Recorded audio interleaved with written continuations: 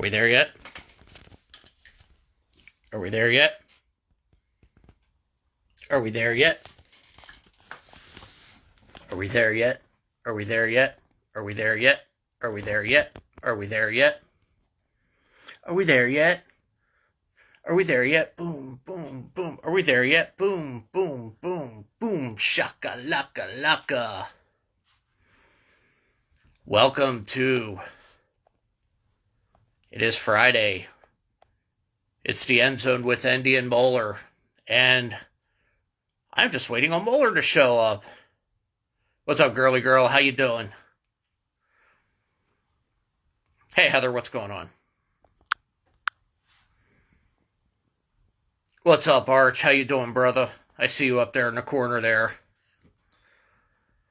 So we got a lot scheduled for tonight. I'm just waiting for Mike to get in here. We've got a great, the extra point video tonight is absolutely fantastic. I posted it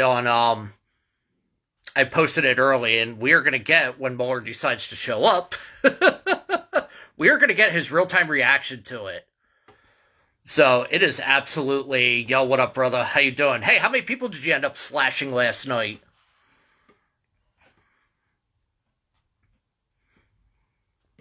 So we've got Mohler. Here's what we have in store for tonight while I wait for Mohler to arrive. We've got his weekly address to the group that'll come up after we talk about the extra point, which we will spend exactly 60 seconds on, like we do at the top of each show. What the extra point is, I find, I go around, I search for like odd videos on the internet. And a real good trapper, but before that, not so good. Oh, I'm sorry, brother. I'm really sorry about that. That sucks. What we have tonight is we've got the extra point video, and it's actually a doozy. I posted it on my Facebook page. If you guys want to take a look at it, we'll get Mohler's real-time reaction to it. We will also get Mike's weekly address to the group as well, too. That'll actually kick off the top of the show. We're going to talk about individual contractors. Now, there was a huge story that developed this week. I know some of you in here, hey Michelle, what's going on?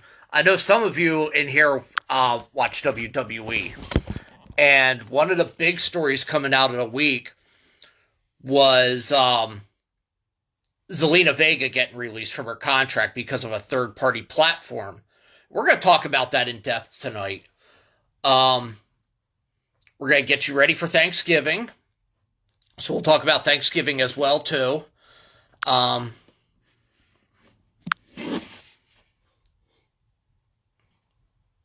we'll get you ready for that. We're going to talk some election stuff. We'll do that in the first hour. Just a lot of weird stuff coming out with that. Especially today with Republicans going into D.C. and having a big-time meeting and whatnot. So we're going to talk about that. And pretty much what's next for the next 4 years for our country. In our main event, we got a doozy for you tonight in our main event.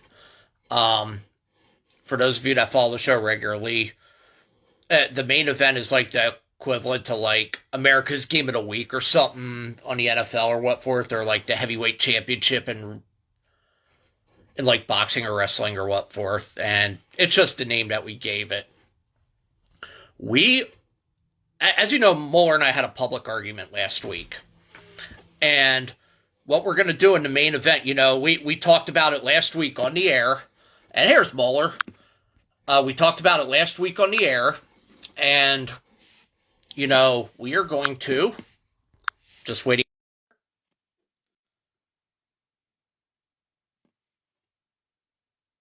Survey says, connecting, boom shakalaka. What's up? So I'm just going through what's online for tonight's show, and I'm just going over the main event real quick. You and I are going to discuss our first 5 years in the main event. Nice. And I more or less covered everything else that we're going to get into.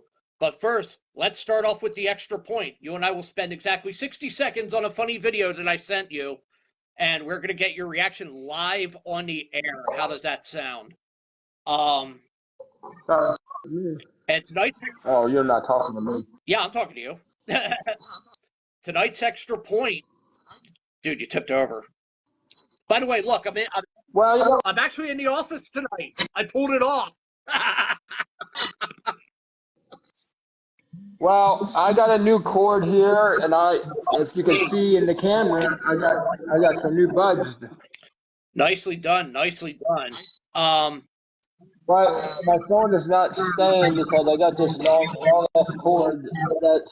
There we go. I think I'm good now. Yeah, as long as you Maybe. just prep. You know what? Prop it up with a cup or something.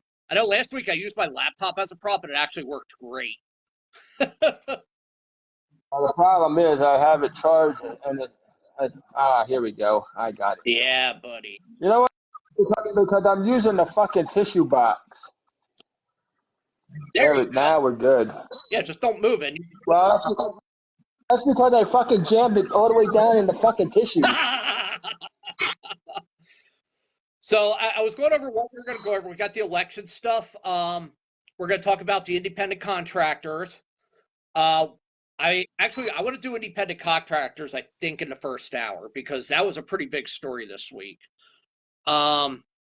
Working some election stuff. There was some huge news coming out of that today. In our main event, you and I was talking in the intro before you came in about, how we had our very public argument last week, and, how, everything smoothed over and everything. But that gave me an idea for our main event tonight. We're going to discuss our first 5 years. Nice. But first, the extra point. So we will spend 60 seconds. I got 60 seconds on the clock here. We're going to talk the rattlesnake bite. Wait, I got one question for What do you. you got?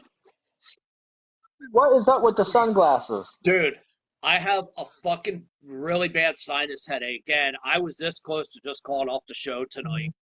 It's like everything hurts my eyes. It's one of those things. But then I figured, you know what? If I can, if I can at least darken the area around, will be pretty good. Plus, I've got a jumbo size of espresso. I'll be doing fucking backflips all night. And I got my first beer. Don't worry about that. Nice. I'm good. So, let's talk snake bite. We've got 60 seconds on the clock over here. So, today's extra point is the man who actually did a snake bite demonstration. It's a nice slow-mo video of the guy is actually attacking the, like the balloon that the guy put in his mouth. And a nice slow-mo video of the snake actually going out and biting it and popping it. It is absolutely fantastic. The dude has got balls. Mohler, you got 30 seconds. Go. I'm going to tell you what. You won't even get me to do that because first of all, I'm afraid of snakes to begin with, and a fucking rattlesnake and put a fucking balloon in your mouth? No, I'm not doing that. I don't. The guy has more balls than what I got, and I can guarantee that. I can guarantee he's got more balls than probably most people have. I am not sticking a balloon in my mouth, get blown up, and let the fucking snake just fucking snap. No, that ain't happening. Yeah, that definitely ain't happening over here either. That's just ridiculous. All right. You ready? That's just asking for trouble. You ready to start this? Go ahead. Let me get my thing set up. Oh, son of a bitch. Hold on. I'm moving What the hell is happening? I'm moving over to the other side of the office real quick. So while I do Hi, that, Michelle. let's get a show intro. Music. It's life. It's life. If our theme song while I try and get this set up. Well, you're black anyway. Don't worry about it. Yeah, I hear you there. There we go. I think I got it. No, you're not. You're fucking black. I'm playing around with a new setup. Yeah, I know, because I'm trying to get this thing to set up and.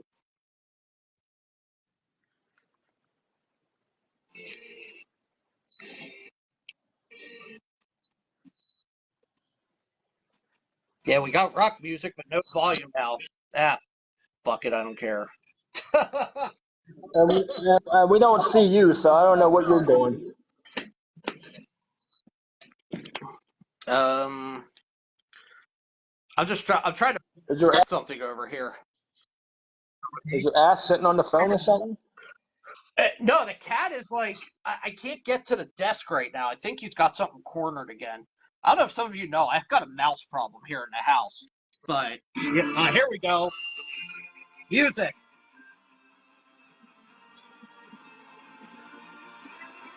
Oh, music.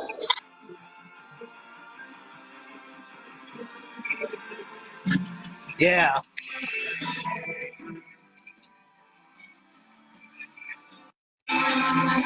There we go. Yeah, fuck that. The volume thing is broken. And let's plug in. What? Oops. I thought I turned me back around so we could see me. We see all. Whoa, that was weird. Okay. Oh yeah, that's strange. That's definitely not your face. Come on, turn it air. Oh. Oh, there we go. You're getting close. You're getting warmer. There we go. Okay. Oh yeah, there we go. Nice. All right. Ladies and gentlemen, welcome. It's the End Zone with Endy and Mohler. 11-20-20-20. We got to play those numbers. Yes, we definitely got to play those numbers. So, welcome everyone. Happy Friday.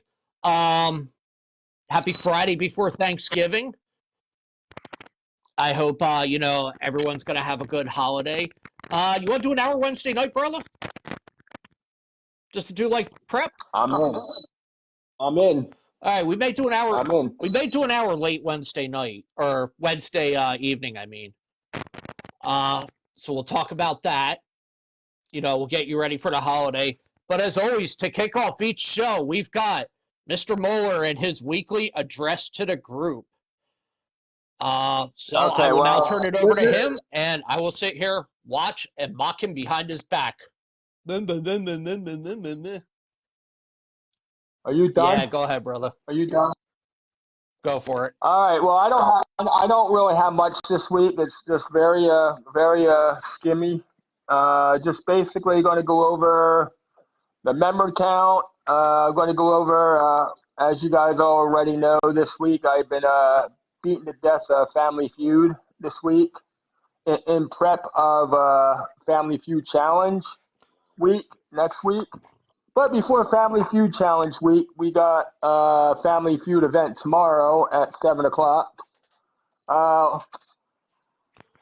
For everybody, well, let me just get to the members count, and then I'll explain it. Cause I got to go into a little bit of detail with the Family Feud event. So anyway, our member count is up from last week. That's always a plus. We hit the 200 threshold, right? We are now at 206 members. Beautiful. In the group. We broke the 200 barrier this week, so that's a plus. Actually, the first week we didn't lose any members at all since our last broadcast. We do have 470 pending invites. I went out on a limb today, and it's starting fighting everybody and their mother today.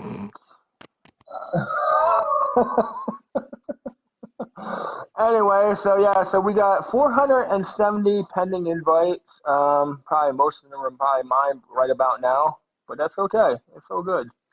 Anyway, the Family Feud Challenge that I've been beating to death all week.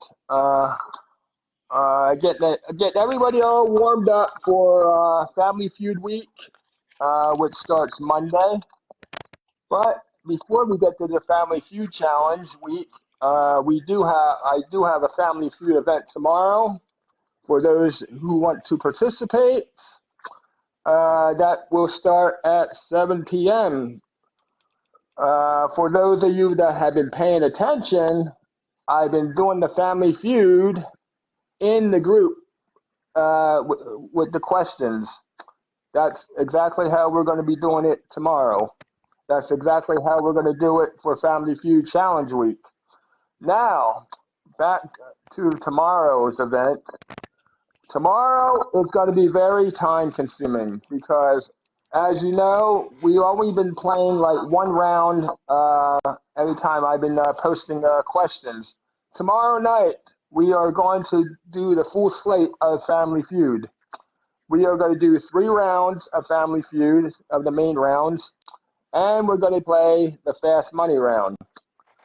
Now, to get to the fast money, and this is all going to be individual basis because I don't have time to put you guys all on a team and whatever. So it's all going to be individual based like we've been doing all week. So that kicks off at 7 p.m. So if you're playing, get ready.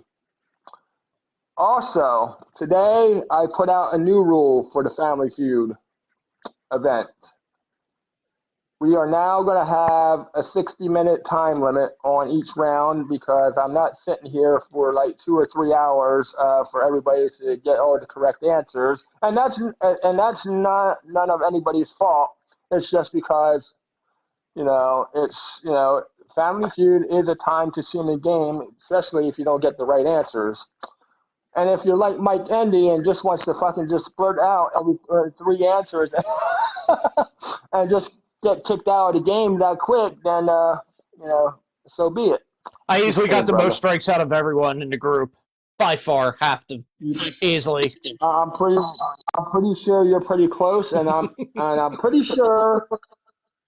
sure Angel's pretty close behind you. I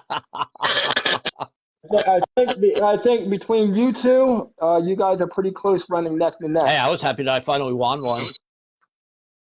You actually won 2 today. Oh, did I? Nice. You won 2 today. Awesome. Lucky Good deal. you. So anyway, yes, we are going to play the full slate of Family Feud starting at 7 p.m., 3 rounds plus the Family Feud Challenge. To be in the Family Feud Challenge, we are going to take the 2 highest scores after the 3 rounds, and those 2 are going to play, in the Family Feud Fast Money round. There is no prize money tomorrow. I will get to that point when I get to the Family Feud Challenge week. We are just playing for the hell of it tomorrow, like we've been doing. But it is going to be time consuming. I'm going to say it's going to take at least 3 hours, 4 hours to get this done. If we don't get it done tomorrow, I'm going to just keep running it right into Sunday. But the goal is to get it done tomorrow. And I think with the 60-minute time limit, I think we're going to get it done tomorrow because that we just got to get it done. Anyway, to the Family Feud Challenge Week, which a lot of you already responded to, which is good. We've got a lot of people between tomorrow's event and between the Family Feud Challenge Week, which is going to run from November 23rd to November 28th. The same rules are going to apply as we're going to use tomorrow. Actually, no, my bad. We're going to do 2 rounds on Family Feud Challenge Week, and I'm just gonna blatantly tell you what time each round's going to start. It's going to be the same every day, so you're ready to rock and roll. I have 1 in the morning and 1 in the evening. The morning one is going to be at 11 o'clock in the morning. The evening one is going to be at 7 p.m. So I gave it. Now, like I've been doing all week, I've been just throwing it out randomly and not telling you what time. I'm going to throw these questions out. I just told you what time these questions are going to come out. So 11 a.m. is going to be the first round, morning round, whatever you want to call it. 7 p.m. is going to be the evening round, second round. The way it's going to work is if you win one of the rounds, you automatically bought your ticket to the tournament, which is going to probably be Saturday, but that might it's going to probably be Saturday during the day at some time because we do have a Saturday night event, which I will get to after I'm done here with the Family Feud Challenge Week. So So we're going to have 10 winners. We're going to play 10 rounds throughout the whole week. 2 rounds per day, Monday through Friday. You cannot win more. I mean, you cannot win. You can win more than once, but the way it's going to work is you already bought your ticket to the tournament on Saturday. If you do win, if you win a second time, uh, obviously I'm going to take the person that came in second place. If they haven't won yet, they automatically advance to the tournament on Saturday. It's just only it just makes it fair for everybody, you know. It makes it interesting just to see who's going to wind up, who the 10 people are going to be at the end of the week. But yeah, that's how that's going to go. If I'm going a little bit too fast for you, I already published all this stuff on the event tab. You can go in there and reread everything because it's basically everything I just told you. So with the new stipulation of the 60-minute time limit, like I said, because I've got, and it's not anybody's fault. It's because it gets to the point where it's too time consuming. So I had to put a time limit on it. So each round's going to be 60 minutes between the Family Feud event tomorrow and the Family Feud Challenge week. Which brings me to our get together at the PC Pub next Saturday, November 28th. For those that are coming out, we are going to meet at 7 p.m. A lot of people have responded. There are a lot of maybes on there. If you plan on going, get yourself off that maybe list and put yourself on the going list. This is nothing new because I've been telling you guys for months, and I've been putting deadlines out. It's not my rule. It's it's the restaurant's rules. As far as they need to know how many people. It's not my rule. Now, keep in mind, I'm this is just all going to be following. pending a shutdown as well, too. If restaurants shut down and everything. Obviously, yes, and like I did put out a post earlier in the week. If I have to change events, I will notify you. But as of right now, pending no shutdown between now and then, it's a go for PC Pub, 7 p.m. November 28th. Just stay tuned because there's been rumors flying around that I think Philadelphia's already shut down already. Yeah, they've actually a lot of their indoor stuff is done. They got rid of indoor dining. Gyms are closed. Museums are closed. At schools, I believe, are now all virtual through the year. Yes. But yeah, so stay tuned for any event changes. I do have a lot of online events coming up, just in case we are locked down for several months again, like we were the first time around. I doubt that's going to happen, but it's good to have a contingency plan. Yeah, it's going to have but hopefully, they are better prepared this time. But all right, now to my next topic. With Thanksgiving coming around the corner, as you all know, I did put out a reminder post tonight. If you plan on hosting, I know Thanksgiving's going to be different this year, but I'm sure you're going to have Thanksgiving with your family or whatever. If you plan on maybe cooking turkey or whatever, or hosting your family Thanksgiving, I do have a challenge for you guys. Show us those birds, people. Show us those birds. Yeah, show us those birds and 5 sides. That's the challenge, and the name of the challenge is the Ultimate Thanksgiving Feast. I do have a question about that, actually. Yes. The 5 sides. What if it's a smaller get-together and someone's only having like maybe 2 or 3 sides because it's only them and maybe one other person? Well, whatever you got. I mean, I will make an exception because things are a little bit different this year. So if you don't have exactly 5 sides, if you have like at least maybe 2, 3, whatever, I'll let you slide because things are going to be different this year. And I'm not going to bust balls here because things have been so erratical this year. But so yeah, if you have only a small get together and you only have 2 or 3 sides, I'll let you slide. 2020 needs to die. Yeah, but yes, that's so. If you plan on participating in that challenge, you need to upload your pic or video by 11:59 p.m. on Thanksgiving night. We're going to do it. The voting is going to be the same way as we did the Thirsty Thursday challenge and the Halloween challenge. We're going to vote. We're going to vote on Friday. Um, you know, as we did with the Thanksgiving. As we did with the Halloween challenge and Thirsty Thursday challenge. The one with the highest vote, obviously, is going to be the winner, and the winner is going to get $75. Now, the winner can take the money and run, or the winner can, you know, opt like opt to put it towards our next event. Whatever you want to do, you just got to let me know because it's coming out of my pocket. Whether depending on what you do.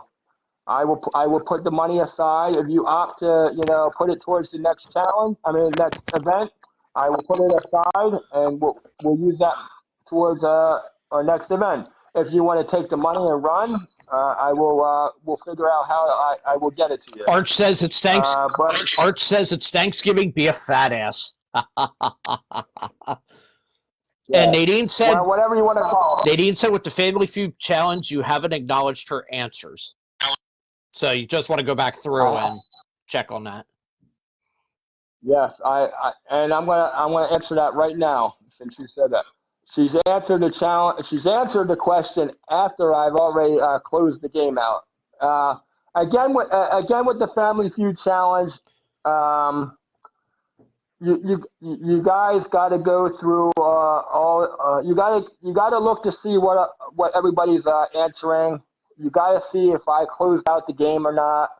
I'm not going to acknowledge you if I've already closed out the game. She says, "Oh, okay." So yes, a lot of you are repeating the answers, and it's been a fun week of a Family Feud, getting you guys all warmed up and jacked up and ready to go for this weekend Game's fucking and all rigged. next week. Yeah, and according to Mike, the host cheats. But that's that is all I got for the weekly address this week. If you missed anything or you just joined us, everything is on the page what I discussed. So you can go back and look at all the information. Everything is posted. And now I turn it back to Mike as we start our evening off with the end zone with Endy and Mohler. Yo, what's going on? What's going on, folks? So this story just broke, and this is gonna kind of tie into the sports theme here. Kyler Murray, you know how they had the end zone or the touchdown Hail Mary to beat Buffalo last week? He is trying to trademark and patent the term Hail Murray. I love it. Nice. I want to get into your weekend cancellations because those have just piled up big time. And I'm working on pulling that up right now. I know Washington State Stanford has now been canceled due to COVID. So let's see scores.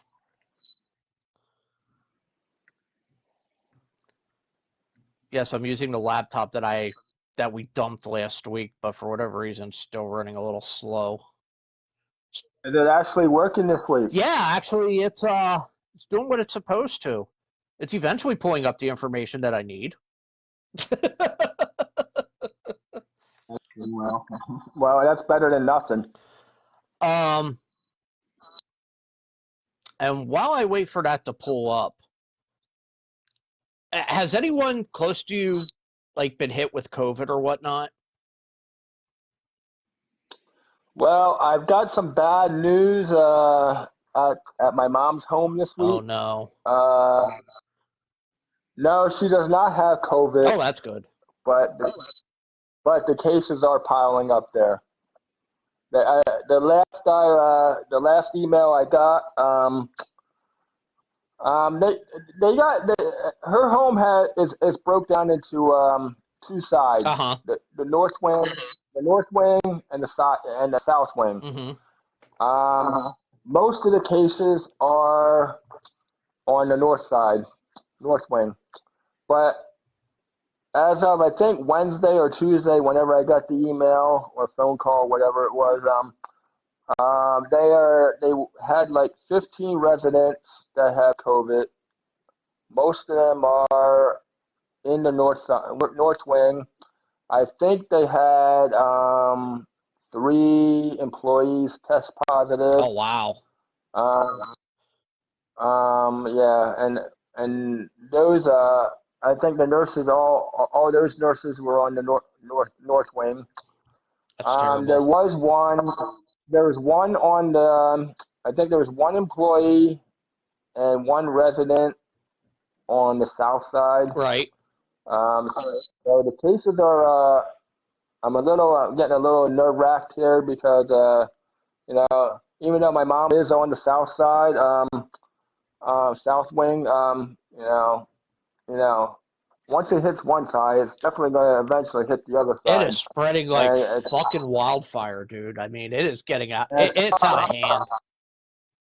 So I'm kind of like on pins and needles right now and hope that I don't get that phone call that my mom has it and she like really has a bad reaction to it and passes away from it. I've already lost the aunt to it already. And not that she wasn't a close aunt. She wasn't a close Still aunt, a but I mean relative. she's still family, still a relative. But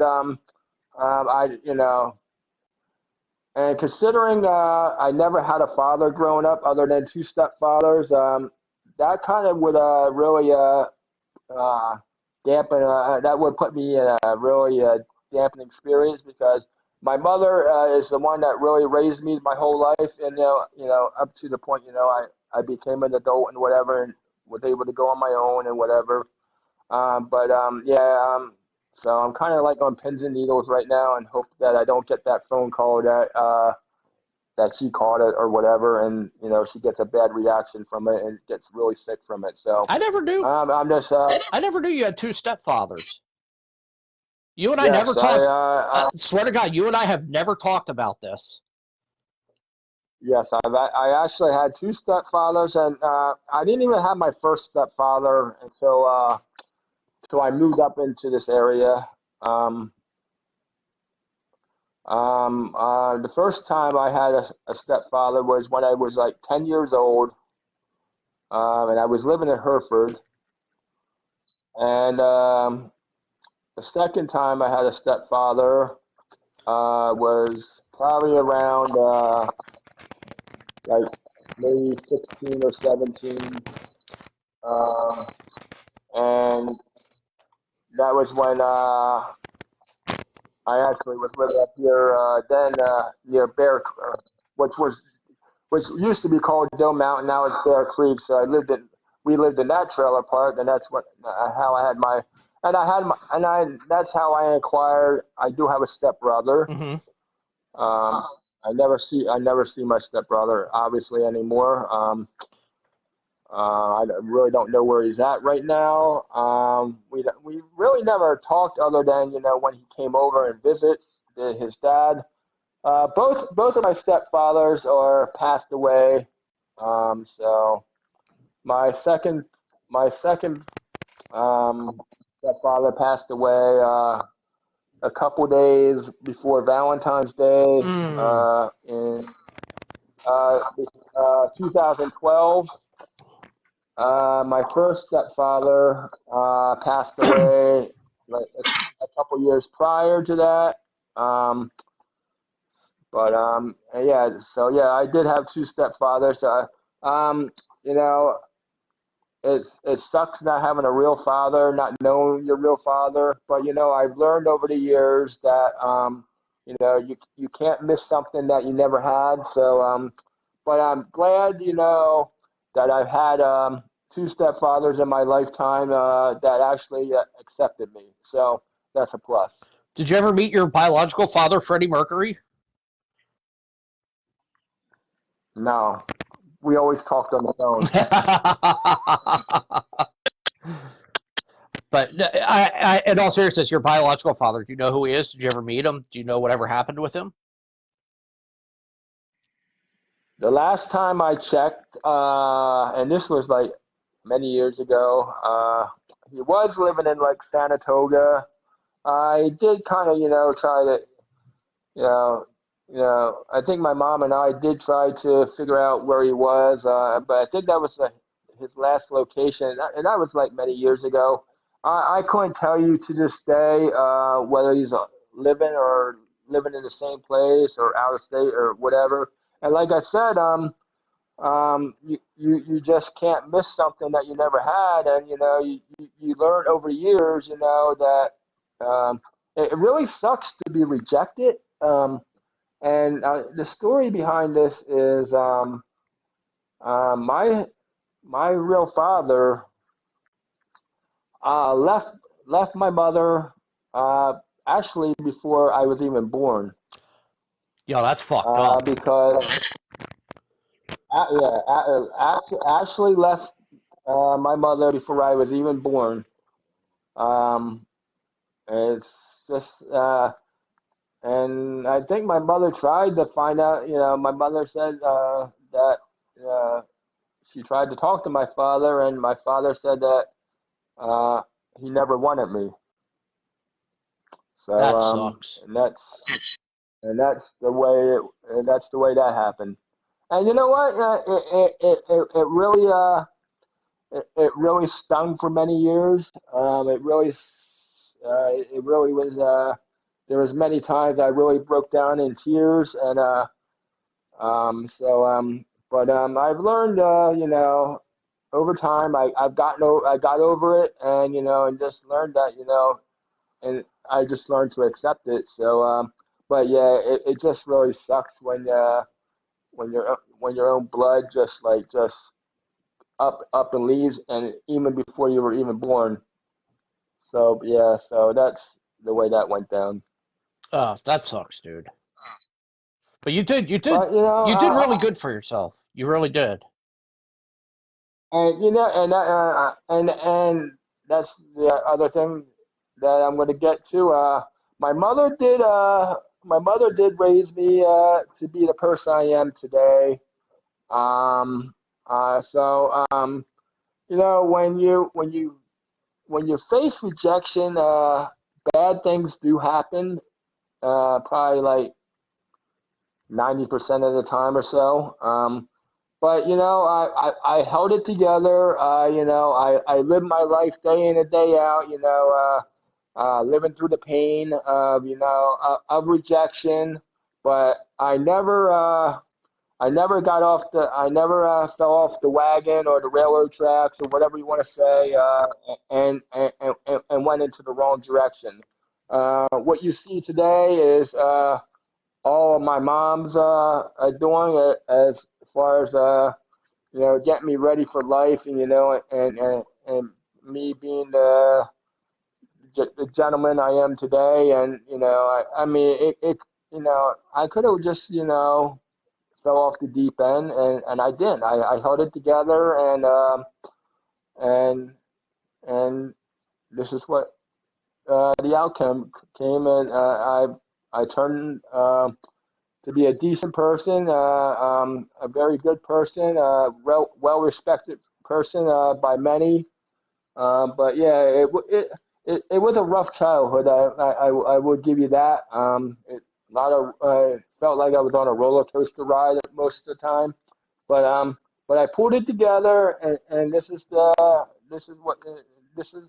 48 years later, and this is what I am today, and so I held it together. And I am doing well for myself during this current time. Oh, definitely, without a doubt, you're doing very well for yourself. So yeah, I mean, it could have went, I mean, like I said, most of the time, people, fall off the deep end, and but I held it together. I worked through the pain.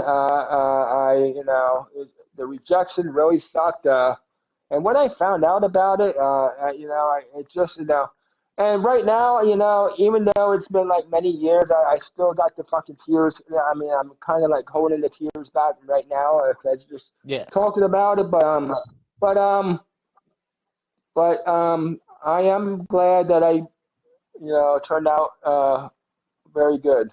So, I mean, it could have went, really bad for me, but I held it together, and I'm proud of myself, and I'm proud of, my mother.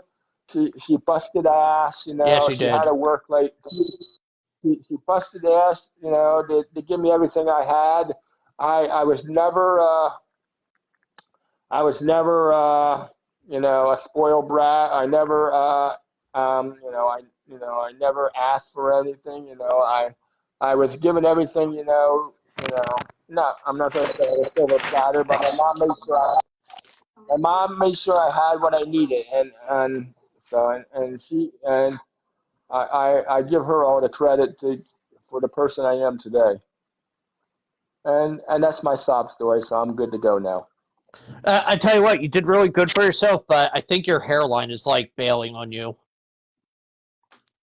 My hairline has been bailing on me since I was 35 years Hey, old. yes, it has been. I've been going through this like 13 years, and I'm surprised I'm not bald right now. Dude, your hairline started tapping when we met back in '99. Hey, you want a nice shot of it? There it is. Get some of that black I spray should be. paint and like that shit that you spray onto your hair. I thought about that, or maybe just like coloring it in or something. I'm not only the owner, I'm also a client. Cy Sperling. Yeah. But yes, yeah, I didn't mean to go out on a limb and tell my whole life story there, but since you brought it Yeah, I'm up, sorry about it. I mean, figure. I honestly never knew. But no, but now and now we add that into the 21-year history. File that in the archives, brother. File that in the archives. Yeah. So yeah, so that's part of the history of 21 years that we will get into everything else, but that's part of it. So, outside of your hairline bailing on COVID, here's this week the list of football cancellations is just monumental right now. Let me go through some of these. Ole Miss, Texas A&M, Georgia Tech versus Miami, Charlotte versus Marshall, Texas versus. Wait a minute. Why is that only? Okay, I do have all of them. I was gonna say it sounded like I was only going through the top 25, but okay. Charlotte versus Marshall, Texas versus Kansas, Central Arkansas at Louisiana University, Michigan State at Maryland, Wake Forest at Duke, Houston at SMU, Louisiana Monroe at Louisiana Tech, UNLV Colorado State, San Jose State Fresno State, Navy South Florida, Arizona State Colorado, and Washington State and Stanford are all off for this weekend. The list seems like it gets bigger and bigger every week. This is the second week in a row that there's been at least 15 games that were canceled. I honestly think before tomorrow's kickoff, the list we'll probably add one or two more to it. But no, we'll see where it goes. There are games tonight. Syracuse and Louisville are playing right now. Louisville's up 3-0. And Minnesota Purdue on the Big Ten Network. Minnesota's up 7-0. And then later on tonight, we've got UMass and FAU, and New Mexico State and Air Force. And oh yes, UAB and UTEP has been canceled as well too.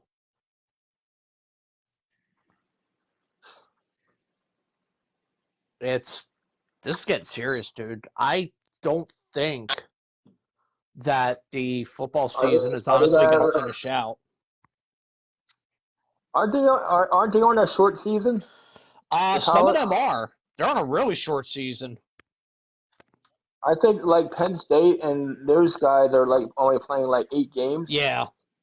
I don't see at this rate. I don't see. I don't know. I don't see them finishing. It's a lot worse than the NFL. That's for damn sure.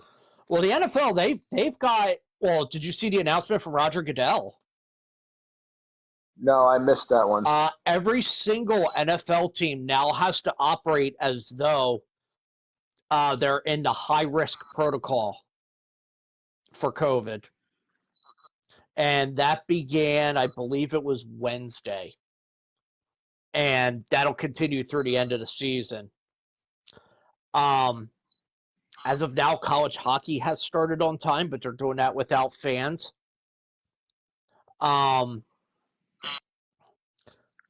Tweet that came through. The Toronto Raptors will begin the 2020-2021 NBA season playing in Tampa. There's going to be, I believe, a bubble for some of these leagues. The NCAA has already announced that they're going to hold the entire tournament in Indianapolis. I'm still trying to figure out how they're going to do that with 64 teams. I'm sorry, 68 teams. That's way too many teams for one location. No, and I honestly think that they're not going to take 60. Well, normally it's 68 teams. And then, you have like your playing games that are played at Dayton every year. And they've been hosting those games, God, ever since I was a kid. And they have no intention of not stopping them, to my knowledge. But, yeah, so with the Final Four being in Indianapolis, the city came out and just said, we'll play the whole tournament here. Don't know how they'll do it. The details are still to come. But they did go on record and saying they cannot miss a second tournament year in a row because of revenue. These colleges, all 68 colleges that go to the dance, they get some kind of media revenue on it. Just like, say your Division II schools. Like in the beginning of the year, say Alabama will play like Idaho State or something like that and smash them on national television, so to speak. Well, the reason behind that is these big schools, they will pay these little colleges to come in and play them. And these small-time schools, and it's a pretty healthy figure. I was watching a game. It was LSU McNeese State a couple years ago, and Brett Musburger was calling the game. And he had said that, I guess, LSU paid McNeese State $250,000 to come in and play them. I don't think we can't add a third person. We've tried. No, you can't. We tried it with me, you, and Lisa, and I think we kicked you out when I got Lisa in. Yeah. What's going on, Kemp? So good evening to you, sir. Yes, good evening. As of now, the NFL is still on no cancellations yet. And as of now, the Thanksgiving Day games are still on from what I've seen. Yeah, I haven't heard nothing about the NFL being canceled of any games yet. Yeah, they're like you just the Super Bowl they're looking to play at 20 or 25% capacity. Yeah, I heard that. So pay no attention to me. I didn't eat dinner yet, so I'll probably be snacking the entire night. Okay. You eat and I drink, so it all works Cheers. out. See, I don't see. I always wait. See, I wait to the live broadcast to start my drinking because by the time we're done, I'm still not drunk, and I only had like maybe 2 beers by the time we're done, Yeah, maybe three. I booked 3 hours tonight, but I don't think we're gonna go all three. I think I'm gonna cap it at 2, and we'll save something. We'll save something for Wednesday night. We'll do like a short show on Wednesday night just to get everyone ready for the holiday. So let's move on. Yes. Where are we at here? We did cancellations. With the pizza. We did that today. Well, we I don't know if you want to go with the election or start our 21-year friendship history. Whatever route you want to go. Let's talk election. Actually, no. Let's get into the independent contractor stuff because this is an absolutely massive story for those of you who don't know the story behind it. It was what, a couple that like a week ago that WWE released Thea Trinidad, who on screen was known as Selena Vega, released her from her contract unexpectedly. And this was because she didn't follow the third-party edict that Vince tried to put in, stating that his contracted talent can't have accounts on, say, Twitch, OnlyFans, Cameo, etc., etc. What Vince wants to do is have everyone make them shut down their accounts. Which, by the way, the talent, that's how they make their money. Especially during the pandemic, there's no houses, no like real life shows or anything. And I'll get to that. I'll bundle this all together because they're actually moving their setup, WWE. They're going out of the Amway Center, and I'll touch on that in a minute. Excuse me. I've had heartburn all day. It's just, in general, I feel like shit. So I'm trying to tough through this. So thank you guys for, just staying with me on this and staying with us on your Friday evening. You're doing good. You're doing good. Keep it up. You're doing good. Vince McMahon had put out an edict that his contracted talent can't be making money on these third-party platforms, that they had to take all of it and go under the WWE umbrella. Now, what WWE was looking to do is, I guess, have like a master account or what forth for each talent set up. WWE gets all the money for that. And this is what they want to do. They want to get the money for their talent instead of their talent going out and getting it by themselves and counting it toward their downside guarantee. Now, Vince McMahon and his corporate stooges decided to release their financials for this year. Tell me how in 2020 you can have record profits. Yes, they're doing ridiculous profits because they're not paying out for like house show setups or anything like that. But yet, with the amount of income versus what they're paying their talent, it's either 7 or 8% goes to the talent of the profits. Now, the big story behind this is Vince has always classified his talent as quote unquote independent contractors. Now, if you're a true independent contractor, you should be able to, go out and, you're independently. You offer me a show, I either accept or deny it, correct? Correct. So tell me how he can ban an independent contractor from making a living off of another platform. And I now turn the floor to you for your rebuttal on this. I don't. Vince is money hungry to begin with. I think I've been saying that Vince just needs to just get out of the business and turn it over to Triple H. I've been saying this for months now. He's getting up there in age to begin with, and he's just coming up with these ridiculous things, you know. And now your latest thing that you mentioned, he's just getting worse. Kind of reminds me of Donald Trump. And here's the thing: Linda McMahon is a registered Republican, and the McMahon family actually supports Donald Trump. They're big time backers of Donald Trump. The fact that he lost the election, you know, pretty much opens them up for anyone and everyone to question their business practices as quote unquote independent contractors. Andrew Yang, my understanding is he's going after WWE about this, and they should. He realistically should, in my opinion.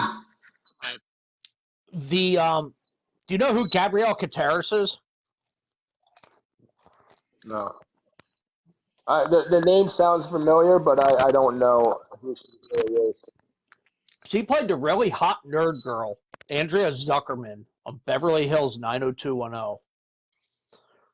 She is also the president of the Screen Actors Guild Union. I guess some of the talent, especially Zelina Vega, has had meetings with them. Really intense meetings about unionizing through SAG. What would that do to, if they decided to do that, what would that do for Vince? How do you think he would rebuttal? Well, I know he wouldn't like it. I know she's trying to get a union going on, and that's part of this discussion and stuff like that with them. I don't. He definitely would try to red flag it somehow. Mm-hmm. Because it's not the WWE is not about the talent. The WWE is about Vince McMahon. There are a lot of writers when they write the Raw and SmackDown broadcasts every week. They go through writers like, I go through underwear or what forth. It seems like there's new ones in there like every day. And a lot of them have gone on record and saying, you're writing a show for one person. Your audience is Vince McMahon that you're writing for.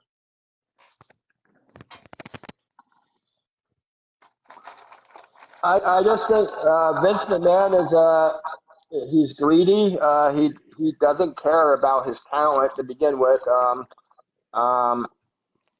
Anything they try to do, he's against. Especially like with these different accounts and stuff like that. It's all about Vince. It's not about the talent. And it's been like that for a while now. And it's been like that for years. It's just time for him. Yeah, a while, years, whatever. It's time for him just turn the reins over.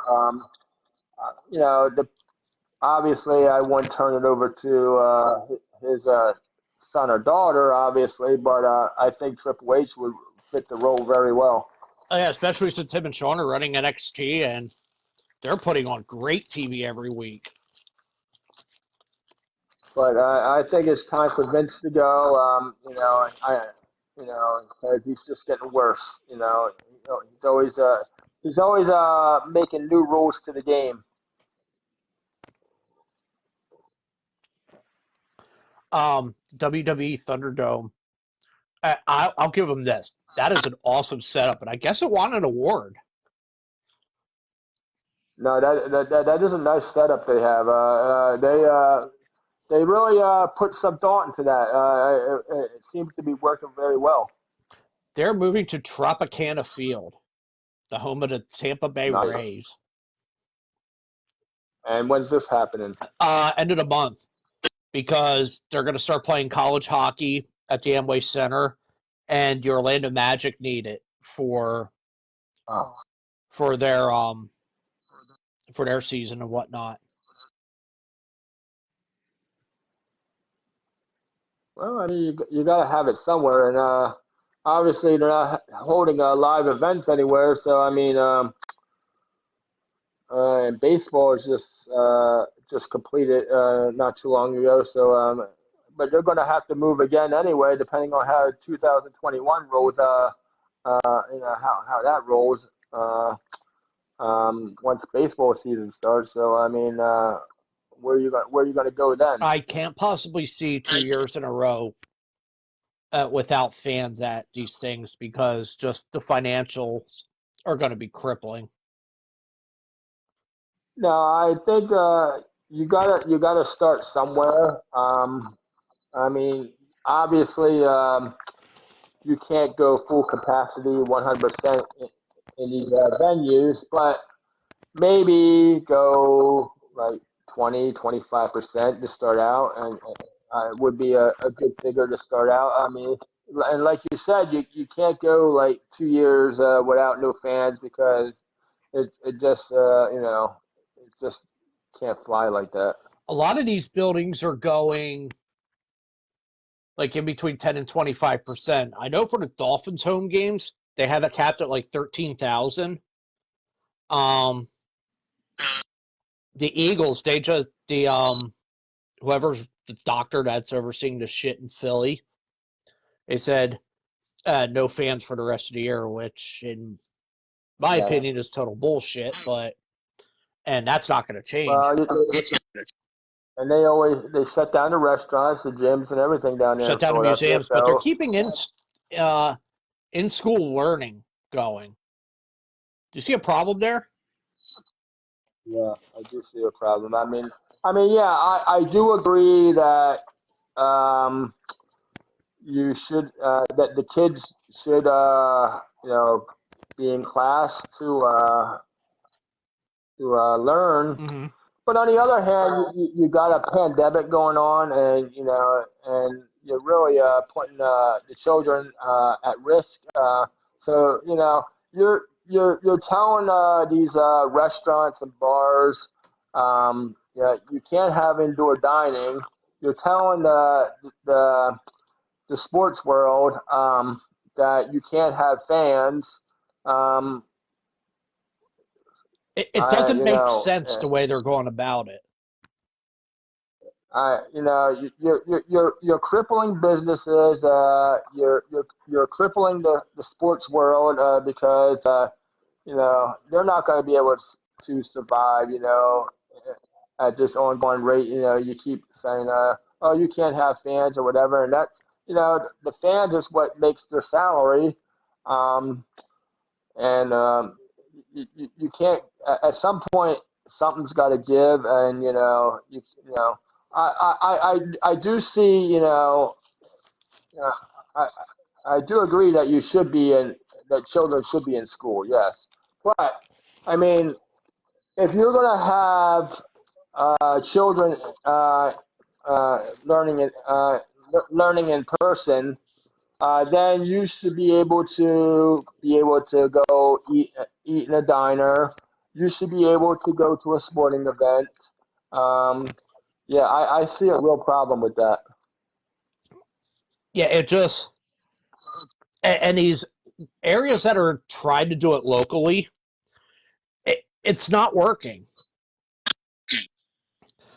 And before we go too much further, it is 8:06 p.m. We're in hour number 2, sir. For those of you, Are we talking? huh? Go ahead. I'm just rambling to myself. Oh, okay. For those of you who just popped in, hello, Michelle Keeney. How are you tonight? For those of you just joining us, this is hour number 2. I'm Endy. He's Mohler. It's the end zone. We are your weekly tour guides or weekly door bouncers. We open a door for you to get into your weekend and get it started. So that is us. We're here every week beginning at 7 p.m. I had to look at the clock real quick. And we bring you new live digital content every week. And for those of you just joining us, we are talking about the pandemic right now. And I agree with you. You can't have these little areas like Philly putting in this restriction for that. Excuse me. But yet the county next over has nothing. No restrictions or anything like that. It's not going to work. You can't do it. Because you're going to go back to the original pandemic where people were crossing county borders because, they wanted their nails done or they wanted a haircut or stupid shit like that. And it kept everything shut down that much longer. The red, yellow, green phase. But what was it? Oregon just put in I think a curfew, if I remember correctly. Now I don't have the complete list in front of me yet. Kind of stuffing my fat little face because I don't know how you eat dinner like a normal person. Well, hey, we all have different schedules, and some of us just like to eat on live camera. Yeah, sure, why not? For multitasking. Maybe me and you should have like a hot dog eating contest live or something. Oh, dude, you would smoke me. You would smoke me. I would easily lose that one. You know what? I pretty much gave up hot dogs. I only do them in like cookouts and stuff. That and we used to, when the kids were growing up, we would have them in the house all the time, hot dogs, because you know what? Hot dogs, mac and cheese, it's a real easy dinner. Now I got a plan for this lockdown. And I had actually thought about this. And Nell and I were talking about this quite extensively. These little local shutdowns, they're not going to work. You could say, it's going to contain the virus. No, it's not. Because you're going to have people crossing borders. They're saying, okay, well, if you come back from a high-risk state, you have to quarantine for 14 days. It's like, yeah, sure, I'll do that. Notice my fingers are crossed. Do this behind my back. Sure, no problem. Gentleman's agreement. I actually laughed at that when they said, you got to quarantine if you go out of state or when you come back. I said, how are you going to enforce this shit? Exactly. Because, Nadine and I were talking about this the other day, too. How are you going to enforce something like that? Unless you're going to have, you can't enforce something like that. And then you're recommending that you can't gather for Thanksgiving. Well, obviously that's going to get thrown out the window because people are just going to obviously do what they want, whether it's with their own family or maybe they might have a few close friends and some of their family or whatever. However, they're going to get together this year. Thanksgiving is still going to go on, and the government's not going to stop it because people are just going to do what they're going to do.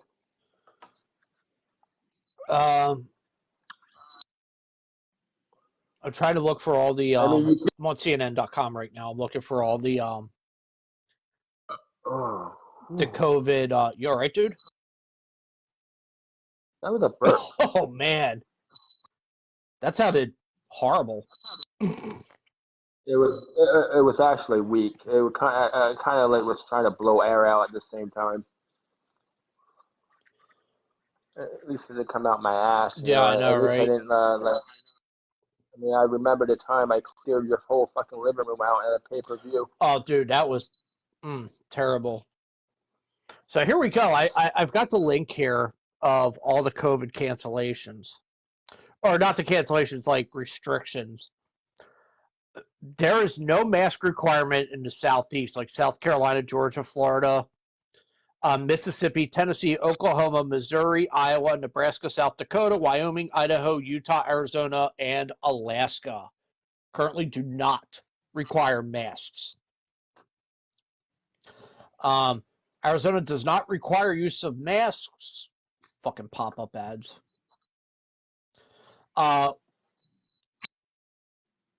There's no restrictions in Arizona or in Alaska.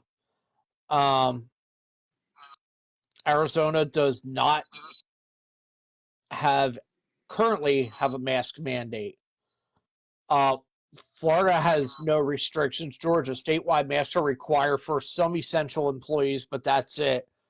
But several cities and counties have their own mask mandates. Idaho does not have a statewide requirement, but local municipalities do. Mississippi, on September 4th, they lifted the state face covering requirement. But a month later, he signed an executive order for counties with higher numbers of COVID. But didn't really put, a lot of info. Well, again, a lot of this stuff has to be across the board. Again, here we are. Different rules and regulations for different states. I mean, I guess obviously the states are going to have their own rules no matter where you go. But I, you know, again, it's got to be across the board. You can't just have like certain places that are going to do certain things, but that's on individual state. Whatever the state wants to do. But I think right now, especially with the second wave going on, I think every state should have a mask. And, and I guess I was watching our health secretary this past week. Apparently, she thinks we're going to be wearing masks well into 2021. Like probably maybe halfway through or maybe all the way through. The way Levine and Wolf handled this was a fucking joke. They dropped the ball so bad on this. No, I will agree.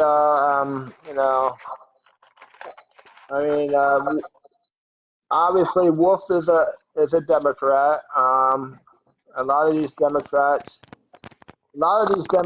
governors are the ones that are enforcing the mask mandate. But there comes a point now, we're like 9 months in or whatever, 10 months in, and obviously we're still wearing masks, we're still under restrictions. Everything's not back to normal. 2000, everybody wants 2020 to go away, yes. But who's to say 2021 is going to be any better? We can only hope 2021 is going to be better. We hope we can go to, hopefully it's like more normal where we can go to baseball games, we can go to concerts, we can, be a little bit more normal. But if you're talking about Pennsylvania, none of that's going to happen in Pennsylvania. I don't know about any other state, but it doesn't sound like anything like that's going to happen in Pennsylvania, at least the first part of 2021. And here's the big problem, because you're going to have people going to other states, We can't do it in Pennsylvania. Okay, sure, but there's no restriction in Jersey. Boom, they're across the border. Oh, I want to go get my hair cut, but I can't here in Pennsylvania. Here, Delaware has no restrictions. Boom, Well, we've seen that, when the first wave came, when they went through the red, yellow, green phase. You saw a lot of that. You saw Pennsylvania going into Delaware. You saw Pennsylvania going into Jersey, Delaware going into Jersey or whatever, because we were the last ones Like Delaware opened up their restrictions before us. Jersey opened their restrictions, lessened their restrictions before us. We were the last ones to, lessen our restrictions because of the governor we have. Even though Murphy is a Democrat and the governor in Delaware is a Democrat, but they at least, they start opening things up, slowly. But Governor Wolf, on the other hand, just wanted to be more or less a dictator. Exactly. And you know what? More or less the face of the pandemic going against Trump, or more or less for the people, I want to say, so to speak, has been Cuomo up in New York. He's Cuomo actually, Cuomo is actually, I really praise Cuomo for the way he's handled this pandemic in his state. he did a great job. You know, he totally, from point A, from the start until now, he's done everything right, and that's the way why the state is the way they are. They really they've gotten a lot better, over time, even though they're still under some restrictions up there. I don't think they have like indoor dining or whatever. Because I was talking to someone at one of the places I delivered to, because he's from like Brooklyn, and I think they don't have indoor dining up there. He was telling me that they took down a lot of places took down a lot of their outside seating. So he says pretty much, the schools are shut down. I think they're doing virtual learning up there. So yeah, but Cuomo as a governor up there, he's really, I really praise him. I wish, he was our governor, because I think we would probably be in a better place than we are Oh yeah, now. we would. We'd be in a much But better place. but Cuomo, out of all the eastern states, like in the corner, like Connecticut, Delaware, New Jersey, Pennsylvania, Hmm. you know, Cuomo has done the best job out of all the governors in that little corner. Nadine says, "I love Uh, Cuomo." Hey, how much do you love him? uh But he's done a good oh job yeah, he though. has. He's done a great job with this. Yeah, I can't really say nothing bad. Everybody, for the ones that don't appreciate what he has done for the state of New York. He's really he's turned that state around, because it was really in bad shape at one time. At one point, I thought, he was never going to get it, to where it needed to be, but he's done one hell of a job. I don't care if you're a Republican or a Democrat. You can't say nothing bad about the man. Royd Rage Rick, what's going on, brother? Nadine says so much. He finds so much. I'll pick it on her now. I'm like waiting for her to start dropping F bombs or what forth. Um, a pizza worker's lie in an Australian state has forced goddamn fucking ads pissing me off. Close. Yes, I was really hoping. I would really hope that Cuomo would have been running for president. I think he would make a good president. Oh yeah, she'd vote for him.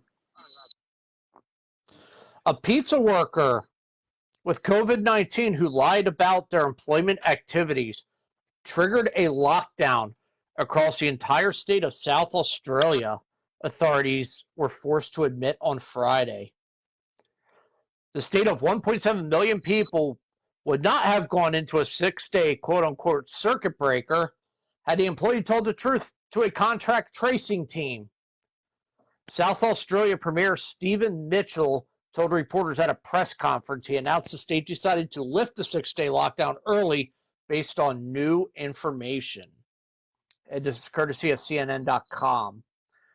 Commissioner Grant Stevens said official learned that a person who claimed to have been at the Woodville Pizza Bar in the city of Adelaide only briefly to collect a takeaway pizza was actually an employee who'd been working their regular shifts. Oh my God.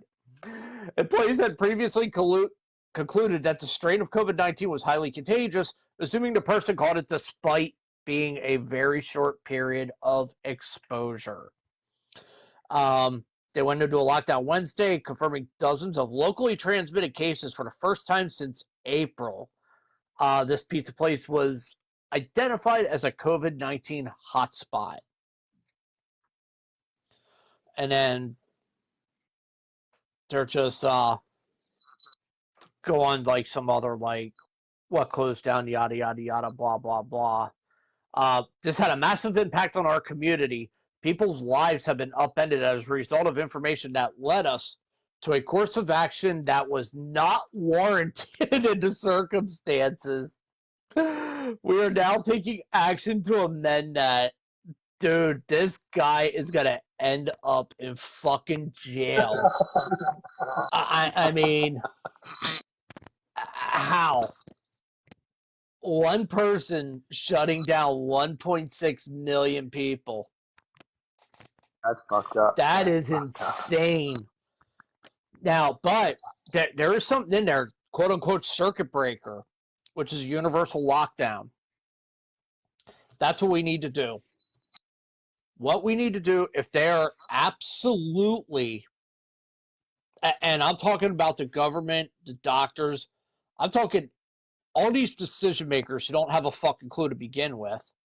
So here, I did the homework for you guys. If you're watching, here, I'll bring myself up close. No, we don't need you that close. I'm just a sexy boy. Sexy boy. Here's how you do this. Universal. 4 weeks. Everything. Top to bottom. Only first responders. Only police. Ambulance personnel. That's it. You do a hard shutdown of every last little thing. 4 weeks. So how do you do grocery shopping and all that? Stock up before. Take out. I mean, now you stock your essential places, obviously, with minimum personnel. And yeah, you're going to have truckers out there. I already know where you're going with that. But I didn't have to say nothing. listen, from New York City to Seattle, Washington, from the illegal borders that people cross in Canada up in North Dakota and Montana, all the way down to the tiny little fence you can crawl over, probably in Victoria, Texas somewhere. Everything done. Shut it down. You either get serious. If you're that serious about getting this under control, do it. Make the call. Whether it's Trump, whether it's Biden, whether they dig up H. Ross Perot, who I voted for when he ran, by the way, or if it's Ralph Nader, who's still alive. I thought he was dead, but I was wrong. These are prominent guys who have run for president. I don't give a fuck at this point who's standing at the, well, yeah, I do. I don't want Trump at the podium because he'll find a way to fuck this up like he did everything else. You've got to have it across the board. You cannot have states like Pennsylvania where Philly is maybe little dot, little speck on the wheel that is the United States, imposing their own rules, regulations, whatnot, And then you go into the next county, whether it's Bucks County, whether it's to the west in Chester County, have the same rules, not in the next county over. That's how this shit is going to spread. From coast Well, to... I think eventually this is all gonna relapse on this first wave. Everything's gonna eventually. Yeah, they're starting with Philadelphia. They're gonna find out it's not gonna just work in Philadelphia, and things are still gonna spread. So again, they're gonna have to, start shutting other counties down to get this under control. They're gonna have to, shut down indoor dining again. They're gonna have to shut down the gyms up in this area. They're gonna, everything that they're doing in Philadelphia, they're gonna have to do it across the board if they really want it to work. If they're that serious, and this is why I don't think the political figureheads are that serious about getting this under control. Because they would have done it the first time. Back in March, whenever the fuck this really started blowing up. They would have done it then. They didn't. Actually, it started in January if you want to get technical. Yeah, I can believe. I don't remember what the exact date was. I know we were. But January. Mel and I were at the Phantoms on March. Was it March 11th? It was a Wednesday night when it was the last event before everything shut down. We were at the PPL Center for. But yeah, technically, they didn't shut everything down till like March, but technically this was going on from like December and January. So yeah, and this is why, because Trump, decided he wanted to go play golf at his resorts or whatever, and not take not take the hint of from his advisors or whatever that or the people that know better than him. He didn't want to take their advice, and this is why we wound up, going through the shit we did the first time, and now we are now like 8, 9 months in again, and this shit's just still spreading like wildfire, and I still think we're still at point A. We are. We're actually worse. We're still. I think we're like worse than part A, point A. It's just, I don't think we gained any.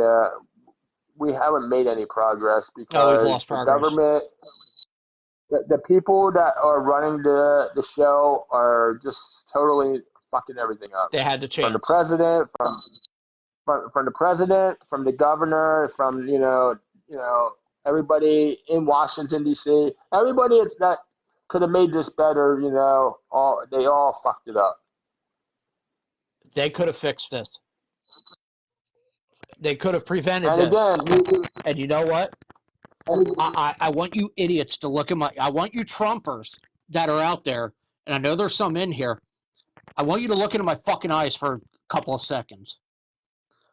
Your president, the guy you are praising, fucked it up.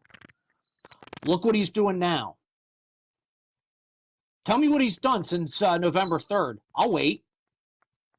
I'll keep my phone next to me. He's done nothing. I can tell you what. He hasn't taken a question about it.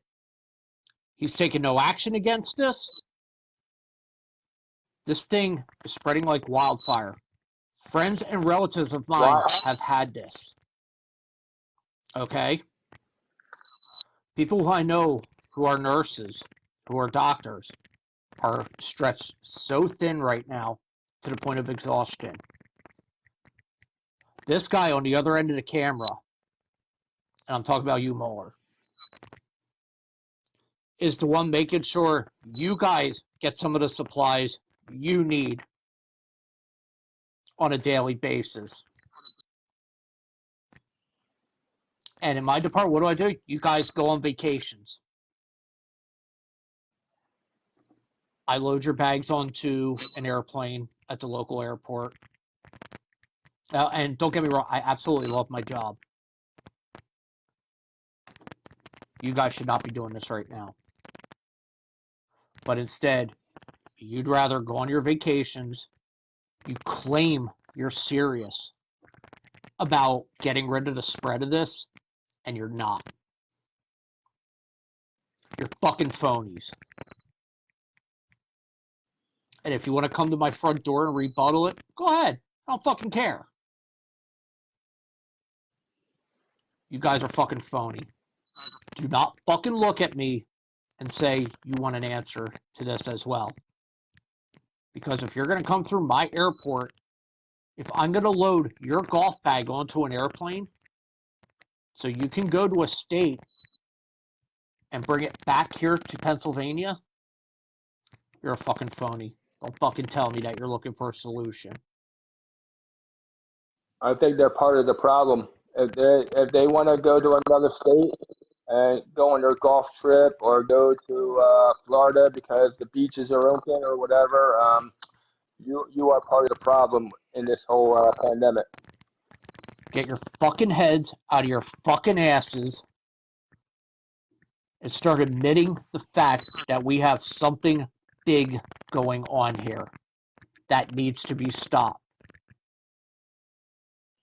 Our friends, our relatives, we're all human. We breathe the same air. Yeah, we may take different stances with pissing. Some stand, some sit. That's your prerogative. But in general, we walk every day. We put on our pants every day. We put on our shirt every day. So why should you have to not worry about what's going on, where I worry about every fucking day that I'm bringing home something to my daughter who's high risk and to my wife? Tell me, how's that fair to them? Go on, I'll wait. Come to my front door and give me a rebuttal when you're ready. But until you start taking some action, you're part of the problem. Nut up, shut the fuck up, stay in, and let this pass. Because one of two things is going to happen. There's going to be a lockdown, which should be happening, or what I honestly think is going on behind closed door, they're going for herd immunity. And we don't want that. There's not enough morgues. There's not enough holes dug in the ground. Not enough doctors to examine you. Get with the fucking program. I'm done. Okay, now we're going to spend the last 25 minutes, and for the people that don't know our 21-year history, let's finish off with that.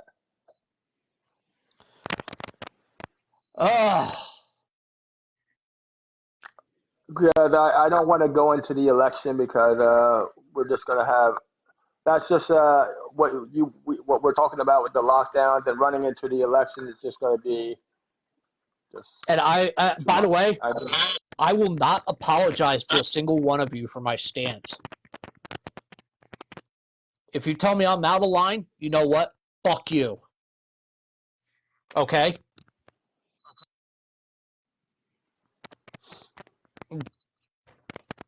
I don't know where else to go besides we're in an age where people obviously only give two fucks about themselves. And people like you, people like me, we're doing for others. We are trying to help you get through. A lot of restaurants and stuff are closed. We are here giving you live original media content to help you get into your weekend, folks. Bars aren't open and stuff like that. And if you choose to watch the college football game, that's fine with me. You know, I'm not going to cry over that. I would probably watch it too. Mohler knows it. I'm a big-time college football fan. He knows exactly where to find me every fucking Saturday from noon to 3. Hell, he's come over when I was watching college football, came in the front door, went to the fridge, cracked a beer, and sat down next to me, and we watched football. That's our history. But are we doing it right now? No. You know why? Because there's something going on. I mean, it's just really good over there. In the good old days.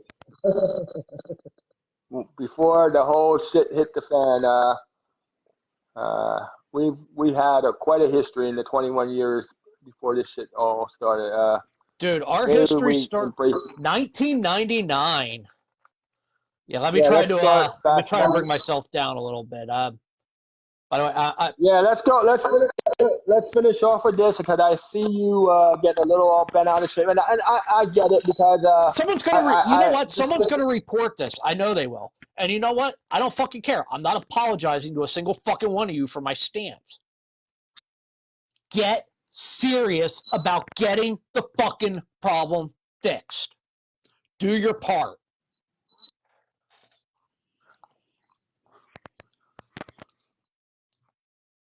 I did my part in 99 by applying to work for you down at Cumberland Farms. And that's how me and Mohler that's started. good. Let's move into our main event for tonight. For those of you just joining us, this is the End Zone with Endy and Mohler. We're here every Friday night giving you original digital content. And yes, we'll do this after all this crap is done too, because, well, we're awesome like that, and we're nice people. You gotta give me credit for opening the virtual bar, at least Dude, the some virtual, you kind of know what? credit. That was a good idea. That was. I mean, the virtual bar, that it's good to pay, and you know what? It's something different from what Trav is doing. And I was going through all like the virtual bars and everything like that. Some of them got some pretty good stuff going on. Um, and you know what? We could, if we really, really wanted to, do this in Trav's bar and get much, much a bigger audience. Why? When we could just do this for our friends, the ones who have been We loyal, don't. the ones who have been not only loyal to you, but the ones who have been, stuck by. When I put this out and said, "Hey, how do we?" When you and I were talking about how we can be different, how you can be different from everyone else, I said, "Let's do live original content." And instead of a Saturday or a Sunday afternoon where all these drunken nimrods are talking and doing stuff, let's do it on a Friday night. Let's get the weekend started for them. Let's get them over the hump. And you know what? And we can't thank you guys enough for your loyalty. I mean, we get tons of interaction every week. The comments are absolutely fantastic. And you know what? We appreciate it. We really do. And we do this for you guys to help you get through. Give you 2 hours to forget about the bullshit that's going on outside. Give you a peek behind the curtain into our lives. What makes me tick? What makes Mike tick? We've been friends for 21 years since I started at Cumberland Farms back in 1999 in Birdsboro.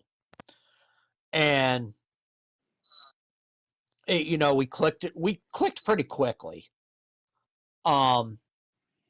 We bowled together and everything like that. You'd come up to my house during the wrestling pay-per-views when I'd have like a bunch of friends over or whatnot. Hell, I think you've even hung with my parents at my place.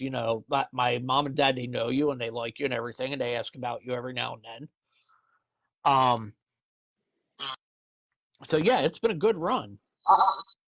I have a lot of moms and dads. I'm a stepson everywhere. Nice. I'm a stepson everywhere.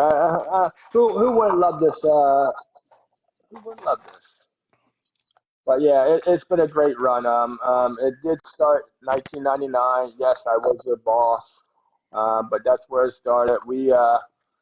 Um, we ran that like you know, we ran Cumberland Farms. The people enjoyed us. We made it entertaining. The regulars really loved us. And we started making money at the end there. We're making a lot of money for them. Yeah, we were doing good. I think we were actually late but even though the store closed down, we did have a positive ending to the Roseboro Cumberland Farms. Yeah, we did. I mean, it was late, but it was good. It was really good. I mean, I was with Cumberland Farms for many years. After that, obviously, I think I wound up being there 8 years, 9 years, whatever. I mean, but like 6 of those years were in management. Um, so, but my first 2 years was, as a peon. But I did have a 6 year stretch of being in management. God, did I ever come up with have some wild employees Oh yeah, dude. through my years of management in Cumberland Farms. So many people have come, that worked under me. It's just the crazy, insane people, and a lot of shit happened. I dealt with fucking Mike, the fucking security guy. He fucking biggest jackass ever. Dave, who But liked to steal cigarettes. Yeah, but I've never, in my time with Cumberland Farms, I've never. Mike was the worst person other than having to deal with my own bosses like Claudia and upper management. Mike was the fucking worst one when it as far as when it came to stealing. Fucking like, why didn't you? I think I dealt with it on a fucking weekly basis for many years. As far as you need to fire this person, you need to fire this person. You need to get this under control. And then I had fucking Claudia and everybody else on my ass.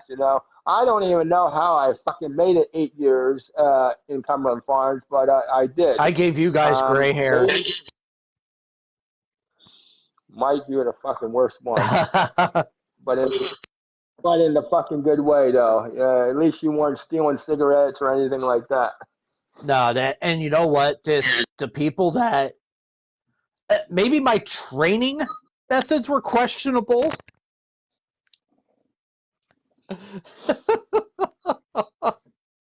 Yeah. Every time we get a fucking woman in there, yeah. Oh man, had to make sure they were the real deal. Yeah, yeah. Didn't you fuck one of them? Michelle. Or a couple of them, maybe? Yep. We went through Well, you guys did a bottle of vodka, half-gallon of orange juice, I think like 6 or 7 condoms at her place.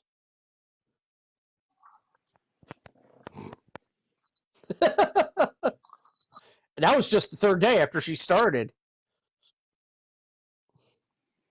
Now, I will say something about one of the people you hired, Carrie Adams. Carrie was a lifelong friend of mine. She unfortunately was, brutally killed by her boyfriend. I think he not only killed her, but dismembered her as well, too. And I've never spoken publicly about it. Carrie and I grew up together. We were childhood friends. And not in any kind of like weird way. Just like if we were in the same area, we'd hang out, type of thing.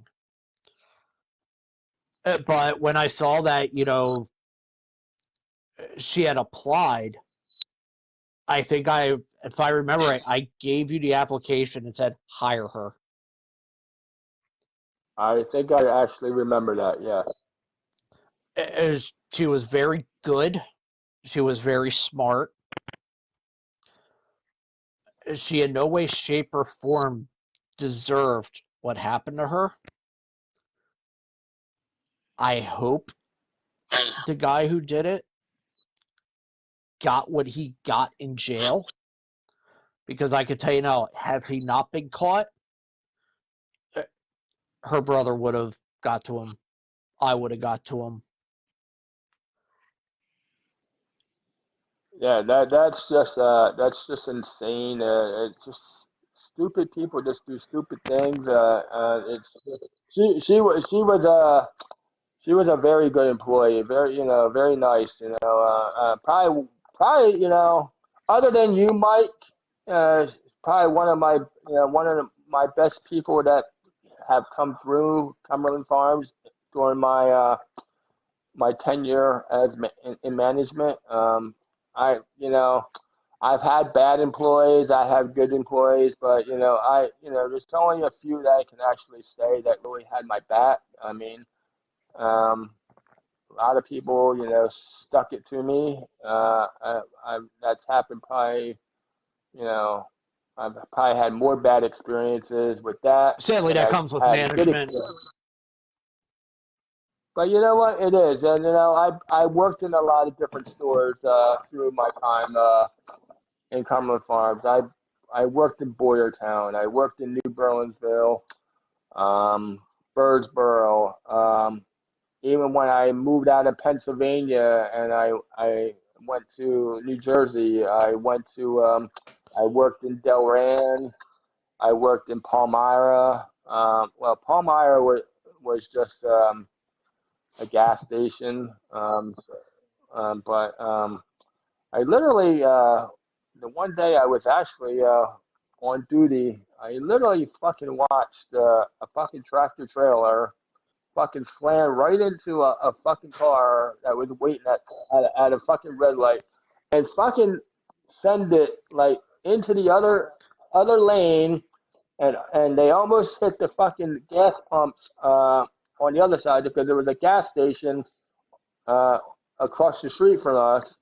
But literally, this car was sitting at the light. This tractor trailer comes, didn't slow down in time, nailed him so hard from behind and sent the car flying into the other lane, into the parking lot of the fucking gas station. And I literally thought he was going to fucking hit the fucking pumps, but didn't. But yeah, that was kind of like my fucking highlight working at Palmyra. Just seeing that. And needless to say, the guy was actually the guy got hit from behind from a tractor trailer. Really came out with it, no injuries, Oh, nothing. wow, The that's car was fucked awesome. up. That's impressive. The car was fucked up, but he was fine. I said, wow. You don't see this every day, No, you and then don't. you don't see them come out of the car like nothing happened either. But that was kind of like a good story. I mean, we were slow that day. I think I wasn't really. We weren't busy that day, and I'm just like roaming around the gas island, and uh, and all of a sudden, it's nothing's going on. Everything's quiet. Everything's That should have been good. your first And sign. well, now we got some excitement going on here. I think the worst I. But no, but the guy was actually, the guy came out of it okay. No injuries, no nothing. Obviously the car got fucked up, obviously, because you're not gonna, sustain the car's not gonna sustain the impact. But at least the guy was okay. What about the truck driver? What did he say? What happened? I don't know what happened. I know Paul Meyer showed up, obviously. I guess the whole investigation got done. I really don't know. What all came about it because obviously it happened on the on the highway. So whatever happened from that, I don't know. But it was a good story to know that the guy that neither one were injured. That's really good. And but kind of like that was kind of like my highlight working at Palmyra. Because not much excitement happened there. It's kind of like quiet town. Um, our gas station did get robbed a couple of times. There was some excitement there, but obviously it didn't get robbed. Um, why anybody was there? Thank goodness for that. I think I actually walked into. I literally came in the one morning and like the booth door was actually open. Mm-hmm. I opened the booth door and the fucking whole fucking booth was like fucking tore apart. Like like our whole console was fucked up. The cash register was fucked up. I said, oh shit. Oops. And because because they whoever did it in such a way that you wouldn't even know that they did anything. But my first sign obviously was that the the sliding door was open. I said, well, this ain't good. Did someone did the night person forget to lock the door or what? But no, it actually got robbed overnight. And they tore everything up inside. I mean, and the booth wasn't that big, but obviously we didn't open up that day because I had to put everything back into place. But yeah, that's just some other memories I've had at Palmyra. I mean, like I worked at Delran. I worked at Riverside in New Jersey. Those were some of the other stores I worked at. Um, but my years at Cumberland Farm, I've worked at many different Cumberland Farms. I don't even think there's many around anymore. There might be some in Delaware. I don't know if there's any in Pennsylvania anymore. Um, there, I think there might be one down in maybe Audubon. I want to say. I know the ones And in maybe, let me see. I know the ones in New Berlinville and Boyertown were changed. they're closed. They're not there Yeah, anymore. they're They're like closed. I know Circle that. K or something. Let me see. BE or whoops.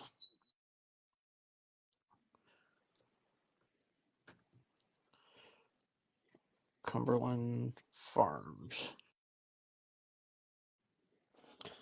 Convenience store company. Uh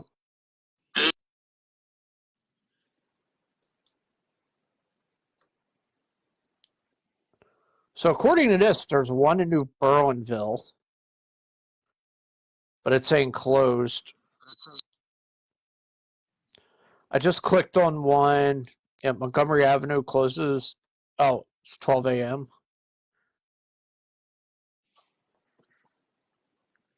Hmm. I didn't think that was a thing, but okay. I don't want the maps. I just want to see how many are still around. Yeah, I don't think. I think there's a few still in Delaware. There might be some like in Rhode Island, obviously, but oh yeah, I did work in one store. I did work in Delaware. I think that's how I won sweet tickets to from the lottery to an Eagles game. Oh, nice. Yeah. So that was like another memory I had working with Cumberland Farms. I won, even though I wasn't an Eagles fan. They played the day I went and was in the suites. They played the Packers. I think they actually beat the Packers. I think that day. Obviously, I wasn't rooting for anybody. I just watched the game. I didn't want no one to know I wasn't an Eagles fan. Fuck that. Because fucking Eagles fans will fucking tear you up down there. 'Cause So Cumberland Farms, they're still based in Massachusetts. They're operating primarily in Connecticut, Florida, Massachusetts, Maine, New Hampshire, New York, Rhode Island, and Vermont. And they have since like rebranded and everything like that. So honestly, I think had that store not closed, I think I'd still be there. Yeah, I think Because you and I were if we could homebodies have just for a while there. yeah yeah we didn't do much of anything other than hang out at Cumberland Farms and entertain everybody. Uh, And then we had Max there. we had the regulars that came in. Yeah, the regular ones that busted our chops day in and day Yep. out. Do you remember Scott? Yeah. I'm friends with him on Facebook. I guess he's doing good. His friend Sarah may have been a spot in a cooler. My God. I don't even want to know what you fucking did in the fucking cooler. I hope you were doing your job. Never mind. I don't want you to. I was stocking the shelves. I mean, you know. No, were you stocking the shelf or were you plugging the shelf? Plugging the holes or a hole? Well, you know, I had to find a leak somewhere. I mean, we had the faulty AC unit, you know. Hey, I never left a hole unturned.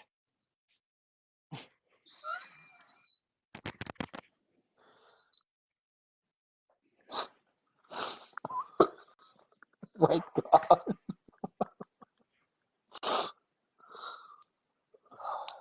Your face is turning bright I red, can only, dude. I can only imagine what the fuck you did in fucking Birdsboro. I don't even want to think about what you fucking did in Birdsboro, what you did in the cooler or anywhere else in that fucking store. No, I was generally good. One night, God, let's say this was maybe 4 months before we closed. Michelle came to my house at 12:05 at night. And after you got done? Yep. After she got done.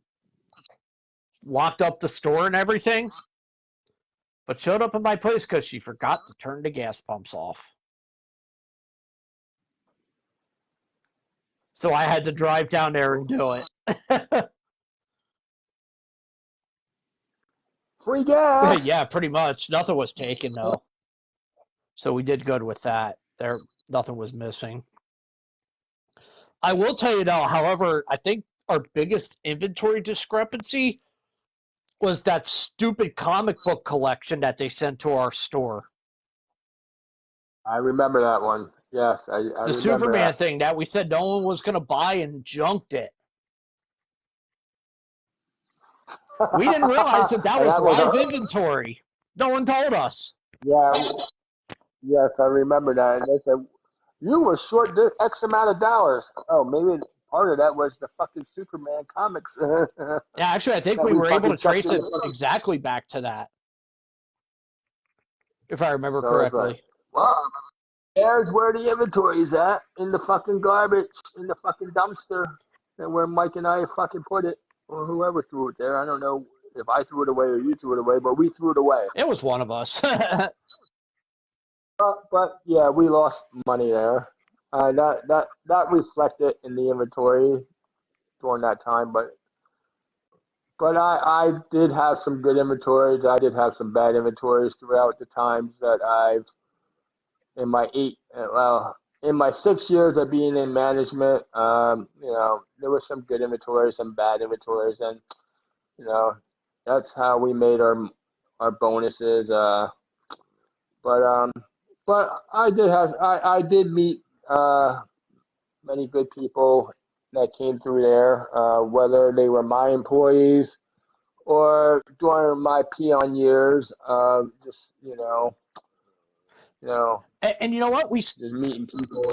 What really started turning it around for us is we stopped ordering stuff that they wanted us to carry, but we knew our clientele. People were not going to come in and buy a $5 can of cat food or something like that. Once we started eliminating that stuff and started, ordering what you and I knew what our store was. It was a gas station. They come for gas, newspaper, coffee, maybe a bag of chips, breakfast sandwich, or what for. Just the absolute minimums. And I think 2000, you and I had right before we closed, we were starting to pump out profits big time. No, we finished that store strong, but obviously, over the time and years, from previous management or how people ran that store prior to us, kind of did that store in. Yeah. And it was just, But, no matter where you go, you've got to know your clientele. I mean, Souderton, obviously, I bottomed out there because Donna didn't have a clue what the fuck she was doing. That's one where I had the guy drive into a gas pump. He came inside to get a lottery ticket and left his kid in the running car.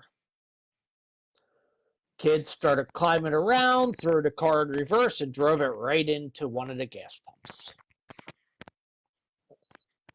highlight of you guys. Huh? Oh, that sucked. So the highlight. That fucking sucked. Oh, then my overnight guy was. I found out my overnight guy was selling cocaine out of the store there. Oh, nice. Dang, that call at 3 o'clock in the morning. It's like, what the fuck, you know? But, and then, you got married. You met Marlo during your time down there. And, That's when I fucking disappeared from Pennsylvania and everybody else, for 10 years. We moved you down and, to Blackwood, New Jersey. Cheap pop. In the voice of Mick Foley. Yeah, I remember. I think it was you, and I think it was Rick. I think Jamie. I think. Yeah, it was. Yeah, because I think you drove the moving truck. I think Jamie drove your. No, Rick drove your pickup truck, I think. Yeah. Somebody drove my pickup. I don't know who it was. Somebody drove it. And then we took my car down because I had to get them back to Pennsylvania. Yeah, that was definitely interesting move. Probably now that I look back at it, probably one of my fucking worst moves I could have ever possibly done. Sorry, Marlo. But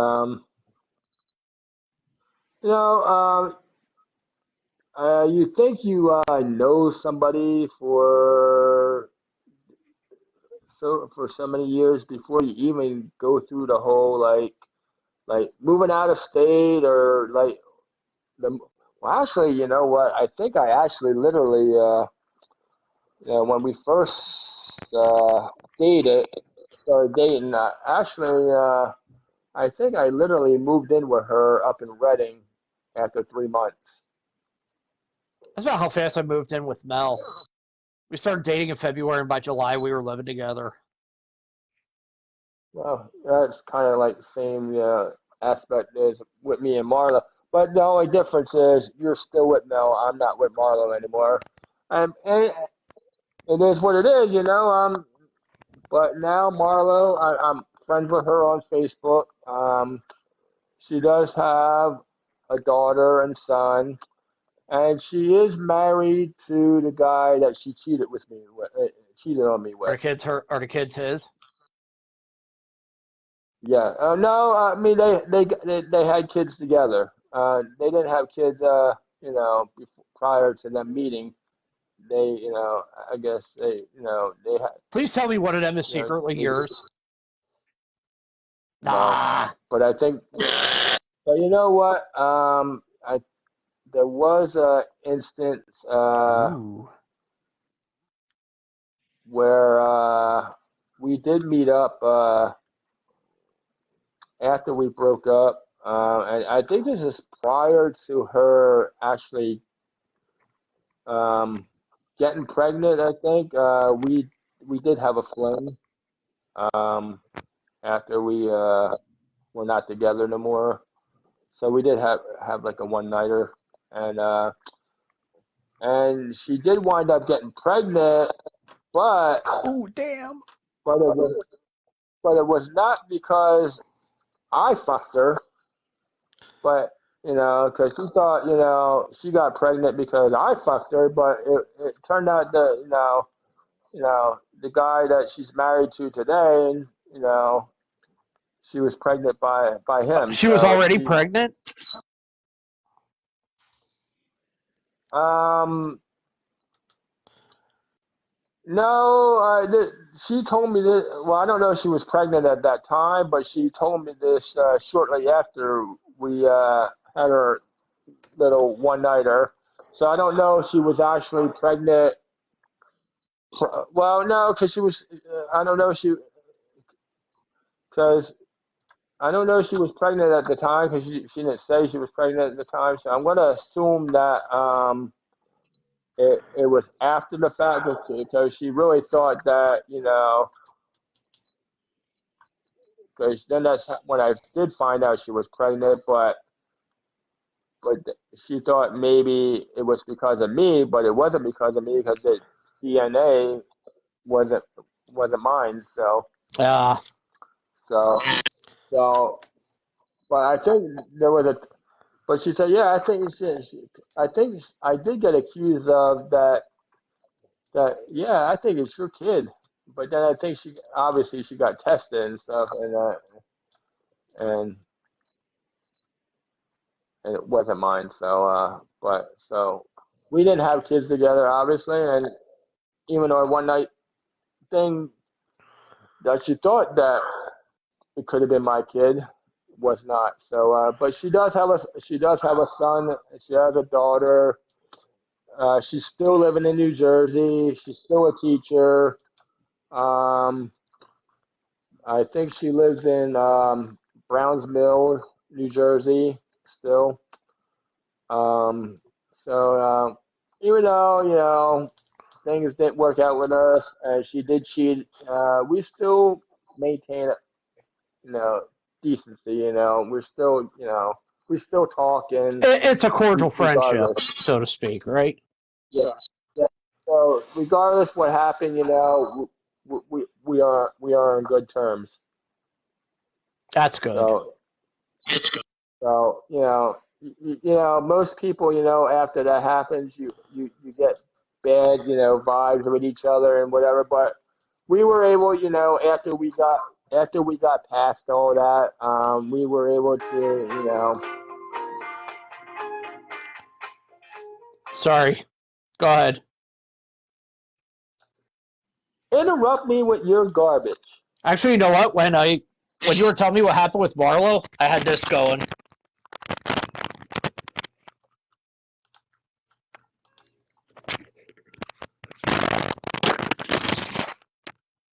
Hold on.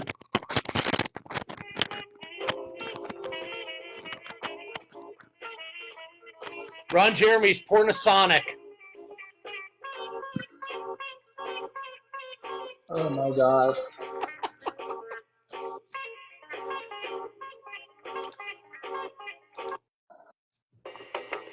Wow.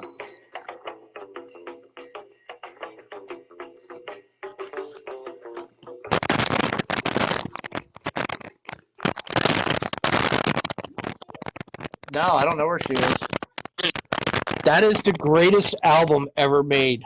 I actually worked out to that one day at the gym. Nice. So we're in our third hour. Are we going to do a third hour? We're like 10 minutes in. Holy Like we just shit. keep going. God, I didn't think it was. That went fast. We'll come up with something for Wednesday, but we might as well just keep going since we're already halfway through anyway. Yeah, I mean, and yeah, why not?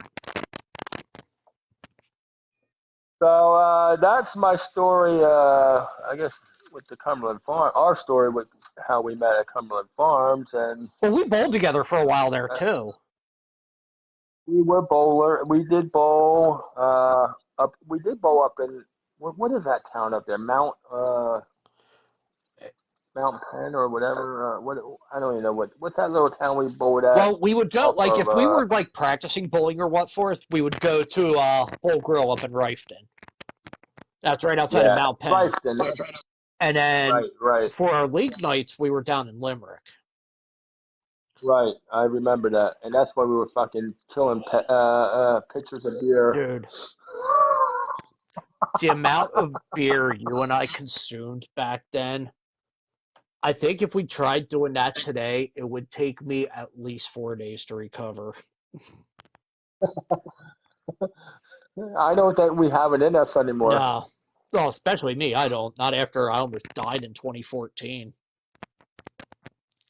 Oh You were yeah, at my house for that, I weren't didn't you? even know.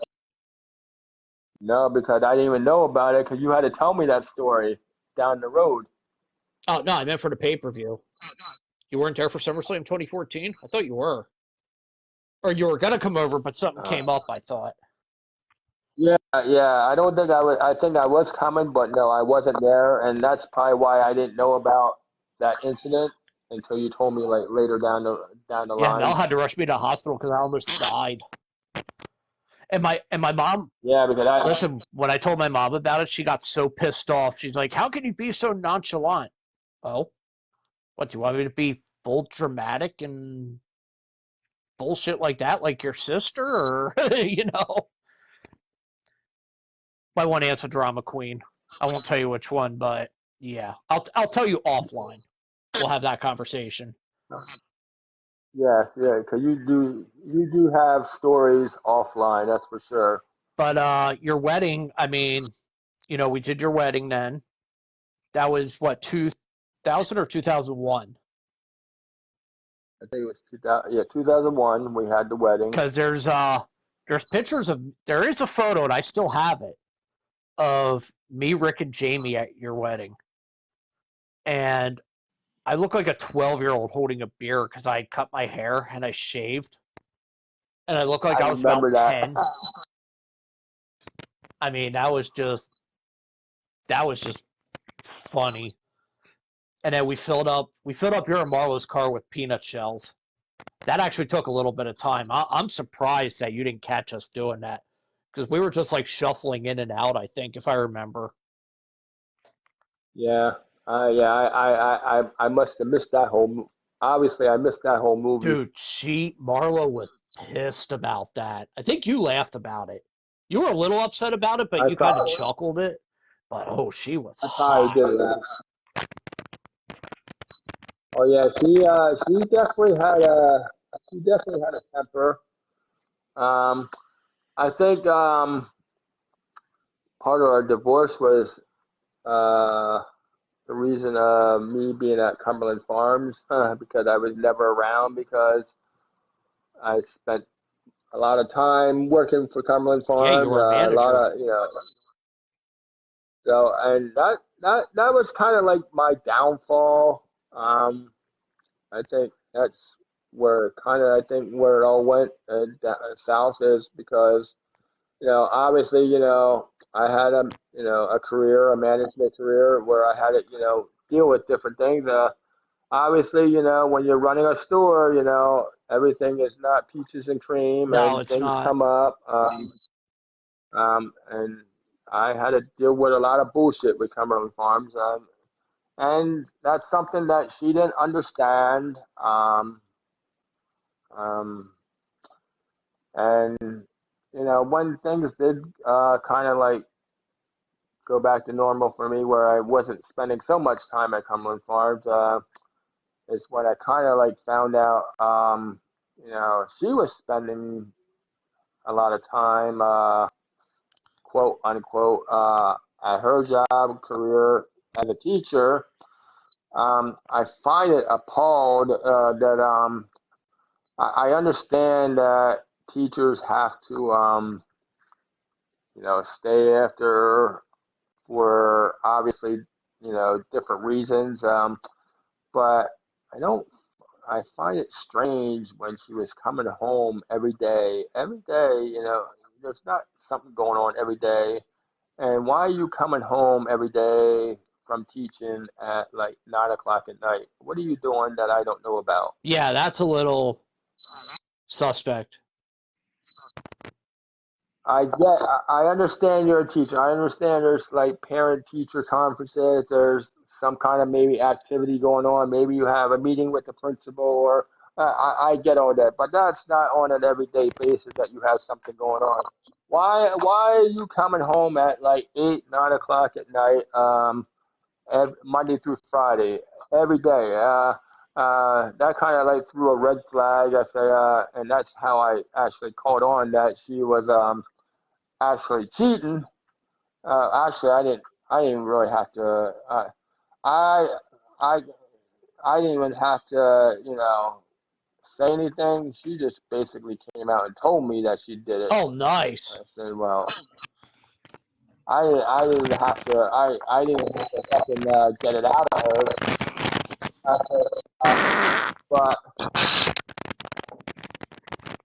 uh, but the most fucked up thing that ever happened in our relationship was when we lived in New Jersey in Blackwood. When things were really the things that really when things really went south is that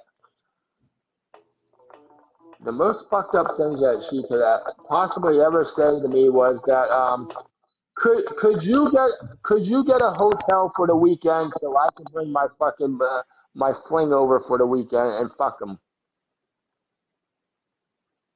and your fucking mouth fucking just like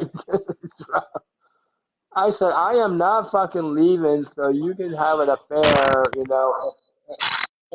our apartment.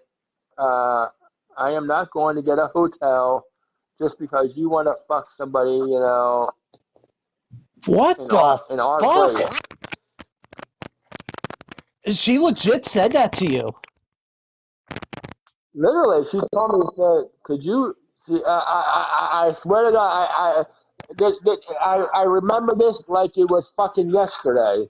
That she literally came to me and said, "Could you fucking get a hotel for the weekend so I can bring my fucking fling over for the weekend and make out with him?"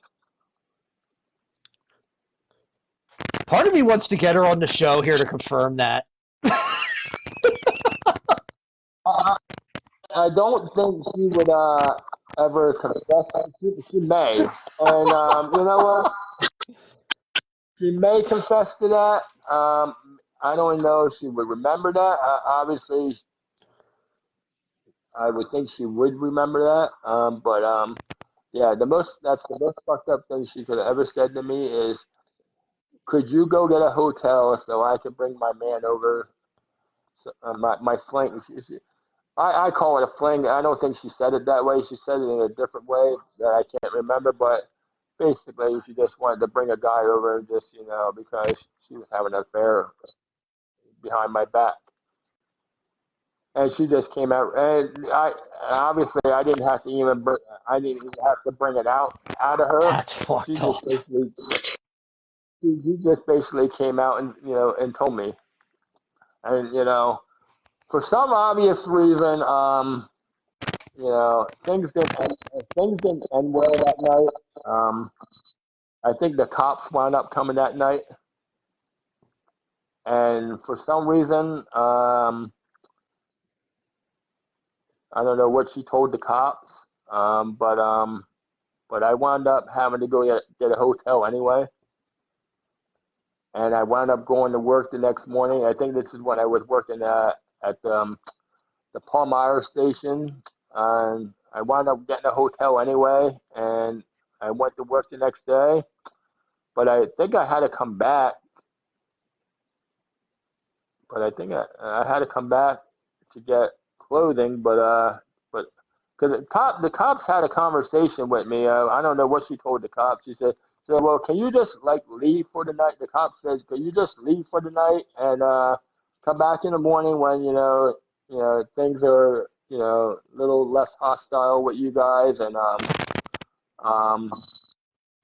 so yeah, so needless to say, I wound up getting a hotel. I think that night, or I wound up going somewhere. I think I did wind up getting a hotel because at that time I didn't really know anybody to go anywhere. So I got a hotel. I went to work the next day. Came back the next day or whatever, and yeah. So yeah, that's pretty much the most fucked up thing that she could have ever possibly said to me. That is You know, and insanely fucked up.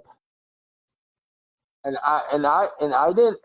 I didn't even have to get it out of her. I didn't even have to accuse her of even doing anything. She just fucking.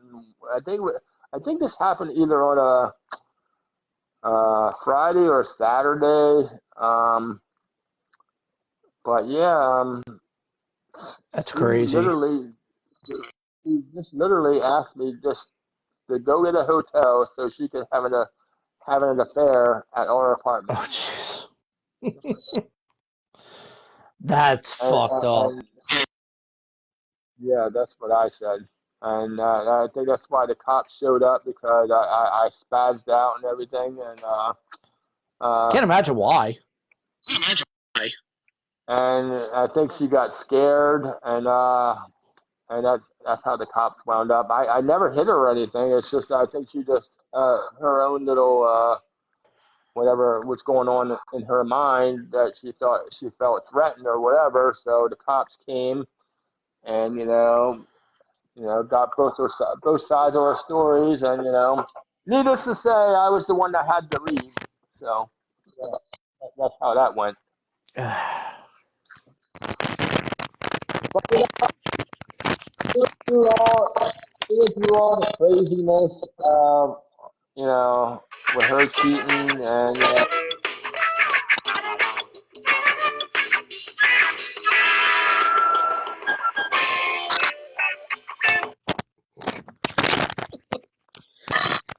but yeah, that's You're gonna beat my me next time you see me. I think I'm gonna be running away from you. yeah, because you seem to be interrupting my story time here, and I'm sure there's obviously many people on here. I don't know how many people are on my end or your end, It keeps but changing. obviously, but yeah, I'm having story time here, and you want to be a jackass. No, I'm just putting music to the by the way, that track is called Laying Pipe. Well, yeah, he was definitely laying pipe that weekend, I guess, because I was not living there for the weekend, I guess, Dude, because I got kicked out of the apartment for the weekend just because she wanted to have a fling. by the way, that track was off of the Ron Jeremy Pornosonic album. Yeah, that's my story time with Marlo. My short lived only time I was married. I think the marriage might have lasted a year, but I think after 6 months, it was after 6 months of us getting married. I think it was already going south. Uh-huh. But I think it did last. I think it did last for like a year or whatever. So yeah, but to this day, even through all the shit that she did, cheating and whatever, we managed to maintain a friendship. It is what it is, but you learn to, forgive at times. I mean, many people probably, can't say that they're actually friends with their exes or whatever.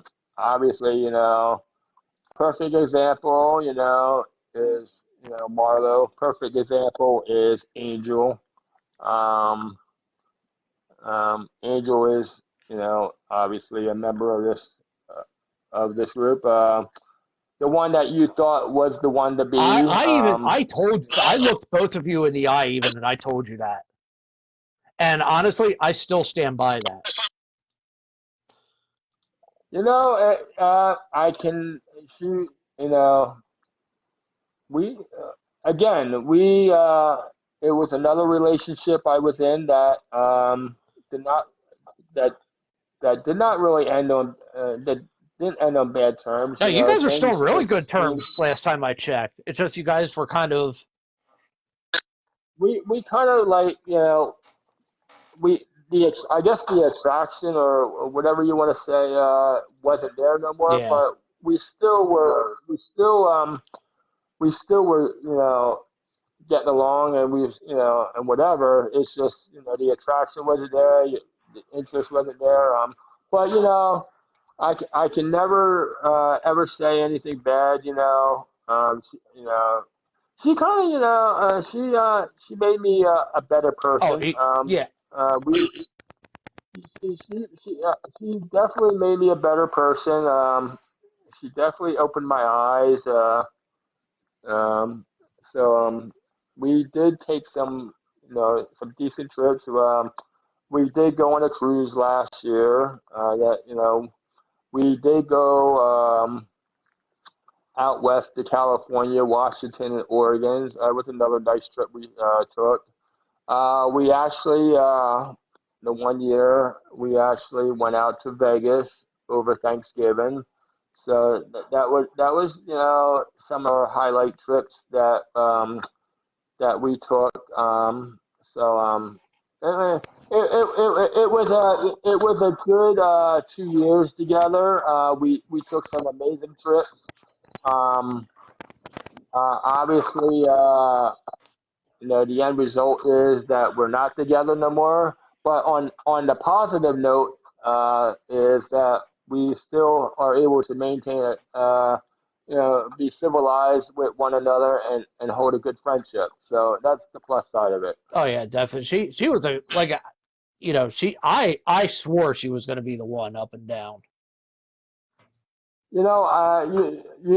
Throughout the 21-year history with us, I've been with a lot of different people. I mean, maybe some that you don't know, and some that I vaguely remember because I think they were more or less One night stands. flings, not really related. Yeah, uh, exactly. But I'm enjoying single life right now. Not really, not the best times to even be probably looking for anybody right now, Oh, not right and now, I no. don't feel I don't feel like I don't feel like I'm missing anything. Yes, it would obviously be nice to be with somebody, but I don't feel like I'm missing anything in my life. As far as I don't feel like I need a relationship. Right. I feel I feel like in time, when everything passes and whatever, I feel like things come to you when you least expect it, and when you're not really Yes. when you're really not looking for it. Yes. That Easily. that's that's when that's when it actually happens. I feel exactly that. That's the way I feel right now. I'm just letting things go day by day.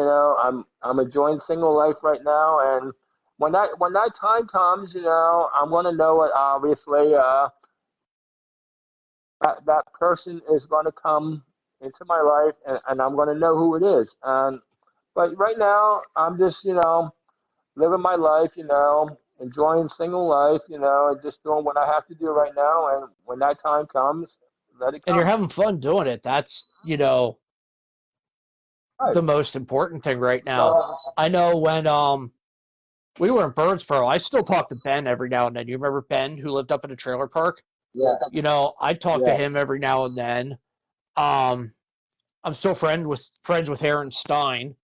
She used to come down and watch the pay-per-views with us every now and then. She's married.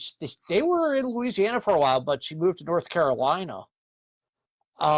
They were up in Pennsylvania last year, and she was going to stop by, but I don't know what happened with that. I think Brandon got sick or something like that, so they decided not to stop. Um, everyone thought down there, and this is kind of funny. Everyone thought I was going to end up with Leslie. I think you did, even you did Yeah. too. Um, I really, if you're gonna, like you said, you thought, me and Angel were gonna be a thing. I actually really thought that's who you were gonna really wind up with, and obviously that wasn't the case. But yeah, If I would have had to pick anybody that I thought would have been the one, yeah, I would have thought it would have been her. You know, I found out after the fact she was 5 years younger than me. She was what? I'm She sorry. was 5 years younger. She's 5 years younger than me. Oh wow. It was, Well, that's yeah. better than like 10 years or 15 years. Yeah, I know. But yeah, oh God, yeah. I think I posted on Facebook. I don't think there was a day between like 98 and probably early 2000 where we didn't hang out. Either it was just like watching TV at one of our places or what forth. And, I guess her mom didn't have a license. So, she would call me at like 2 o'clock in the afternoon. It's like, can you run me here, run me there? I'm like, yeah, sure, no problem. But I guess her mom recently passed away. So that was a bit of a downer. But she has some issues going on. So I don't know how much. But yeah, I would have thought that's who you would have wound up with. I'm glad, obviously, you know that you and Mel have been together We've been for. together for, God, 2003. We got together. February 20th, So 2003 yeah, was our first date. so you guys have been together 17 years. So that's very impressive. Very good for you. Uh, Both of you. So. But yeah, I'm just like I said, I'm just I've had my up and down relationships, in and out of relationships, but I've but in that same run, I've like I said, I gave you a couple different examples of you know that of good friendships that I still have, but yeah, my time's gonna come, and my time's gonna come, I believe, is when I least expect Oh it. yeah, well, hey, did I tell you I was at Governor Mifflin's homecoming twice? No. Um, well, no, yeah, 2000. It's either 99 or 2000. I went to the homecoming football game with Sharon, and they were playing Hempfield out from Lancaster County. And then I was somewhere 2001. I forget where the hell I was. I think I was working at Sears at the time, I thought, or it might have been a little bit before that. But Erin called me. I'm like, "What's up?" And she's like, "Clear your schedule for tonight. We're going to homecoming." So I ended up going to the homecoming dance together up at Mifflin. That was fun. I was probably the oldest person there because I was 21 at the time, and most of the people were like 4 years younger than me, which was a little odd.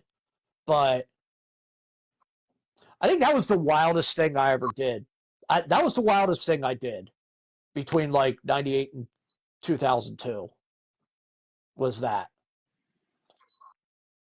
Well, we all been there. We all had our moments of wild things and storytelling or whatever. But we all have a story to tell.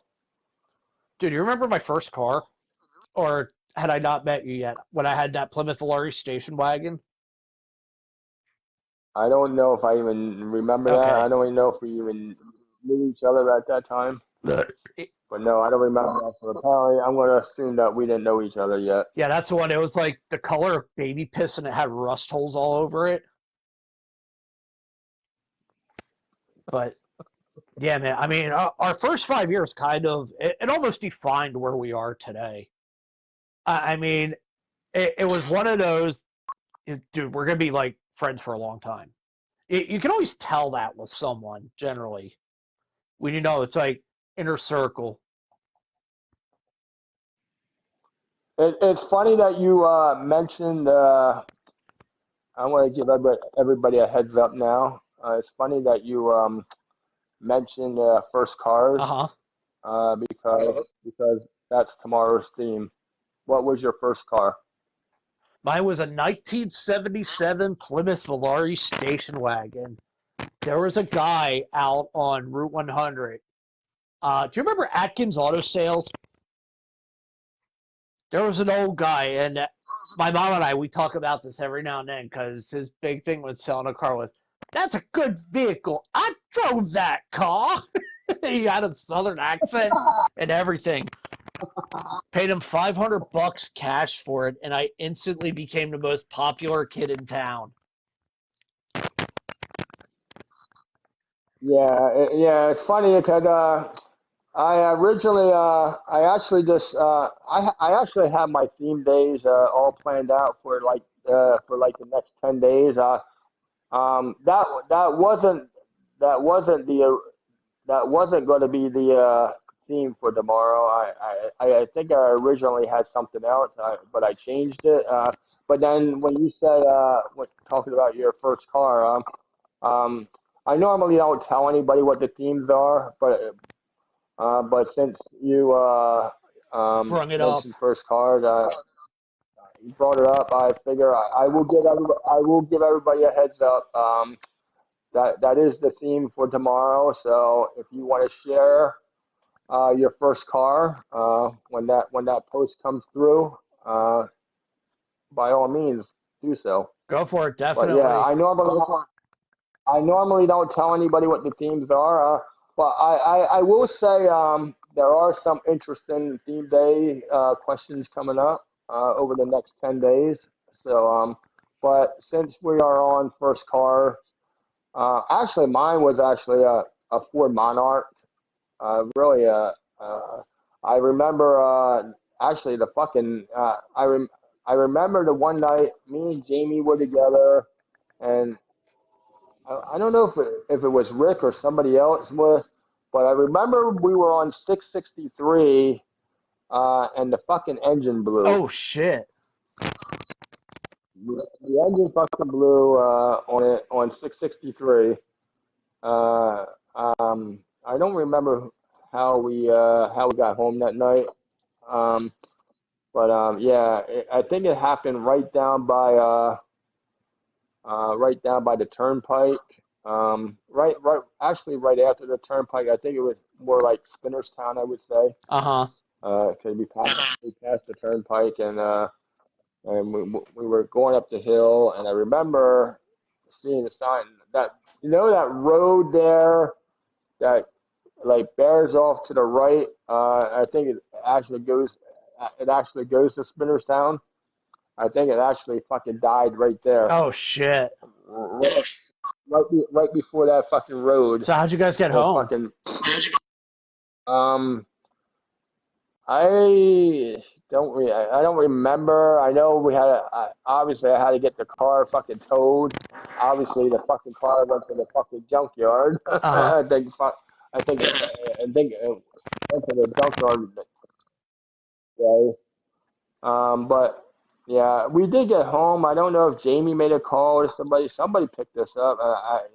Like I said, I don't. It's kind of. I just remember, the car, the car, the engine blew. It was me and Jamie. I want to say it was Rick, but I don't think it was Rick. It may have been Rick, but we had somebody. It was somebody else. But yeah, we were stranded for a little bit on 663. Had to wait for the tow truck there. Actually, I think you know what the tow truck guy actually took us. Um, actually, they took us to Jamie's house, and I don't I forget where the car wound up. I think one of the local fucking junkyards in fucking town or whatever. But yeah, that was my first car, and obviously the fucking engine took a shit. I think it might have been low on oil. It might have been leaking oil or something. But yeah, it fucking like blew like no tomorrow. That's what my dad's Ford my dad's Dodge Aries did that when it finally died. But yeah, it fucking like it fucking really went when it went. It fucking the smoke and you saw smoke all over the place. But yeah, I think it must have had a leak or something because it had very little oil and when we checked it, it had very little oil. I'm gonna assume that it was because low oil or no oil, whatever you want to say. But yeah, but needless to say, I only had that car a short time, but yeah, that was my first car. I will definitely will be sharing that on the theme tomorrow. But yeah, that was my first car. It was I called it like the Blue Bomber. Yeah, dude, But yeah, I always thought like, my station wagon, I was the fucking shit, dude, and I let everyone know it. Even though the car was like a ghetto mobile. it sounded from the way you described it. Yeah, it sounded like all rusted up and everything. Oh yeah, I loved it though. It was so easy to work on. Really, really easy. But yeah, I think I'm done storytelling. So, and I don't know if you have anything else. Nope. I mean, we But pretty much this was a very, very fast 2 hours and 45 minutes. This was fun and therapeutic both. oh And I think it yeah, was it for was the both of definitely. us. I think actually it was a good episode tonight. Yeah, we covered a lot of topics. I went on my storytelling binge with my ex-wife, and I went on my storytelling time with um telling you guys about what a little personal, telling you about not having a father and whatever that whole fucked up situation. So it was kind of like storytelling and therapeutic for me, obviously, for sure. But I think anybody that watched tonight is um, actually enjoyed it too. I think. Oh yeah, I mean, it was definitely not one of our normal shows, and No, I think that's what is it different was about this, organic. and we yeah, we kind of make it very interesting from week in and week out. Obviously you come up with the topics that we're going to talk about. I mean, sometimes we get off track, like we get off track like we did tonight, and we start talking about other stuff, but it's all good. It is. It's organic, and we've gotten a lot of positive feedback. We continue to get a lot of positive feedback, and people enjoy it. And Oh yeah, as long as we get through this, and people are watching the content that we produce, I mean, like I said, I think I forget what chat it was in. Um, but I had when we first decided we were going to do this, I immediately wrote 8 shows, and surprisingly, it's not that hard to do for those of you.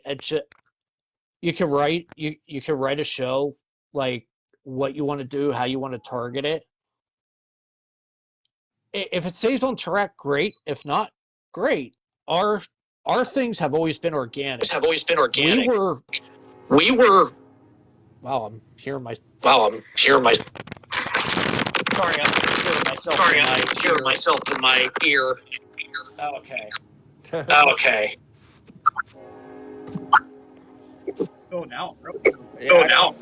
I think you're good now. Okay. Okay. Because,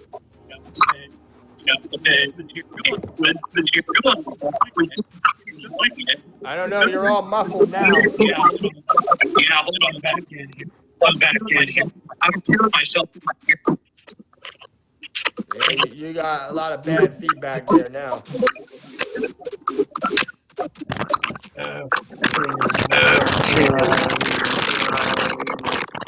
Where's the mic? Where's the mic? All right. How we doing? All right. Better.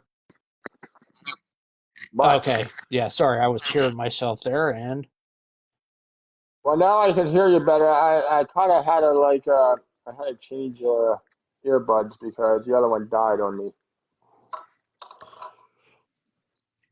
I see I have a charging case for him, and the other one just died. where'd you get that? So actually, Oh, Amazon. nice. Actually, I got it at Amazon for $16.99, but actually I think it was on.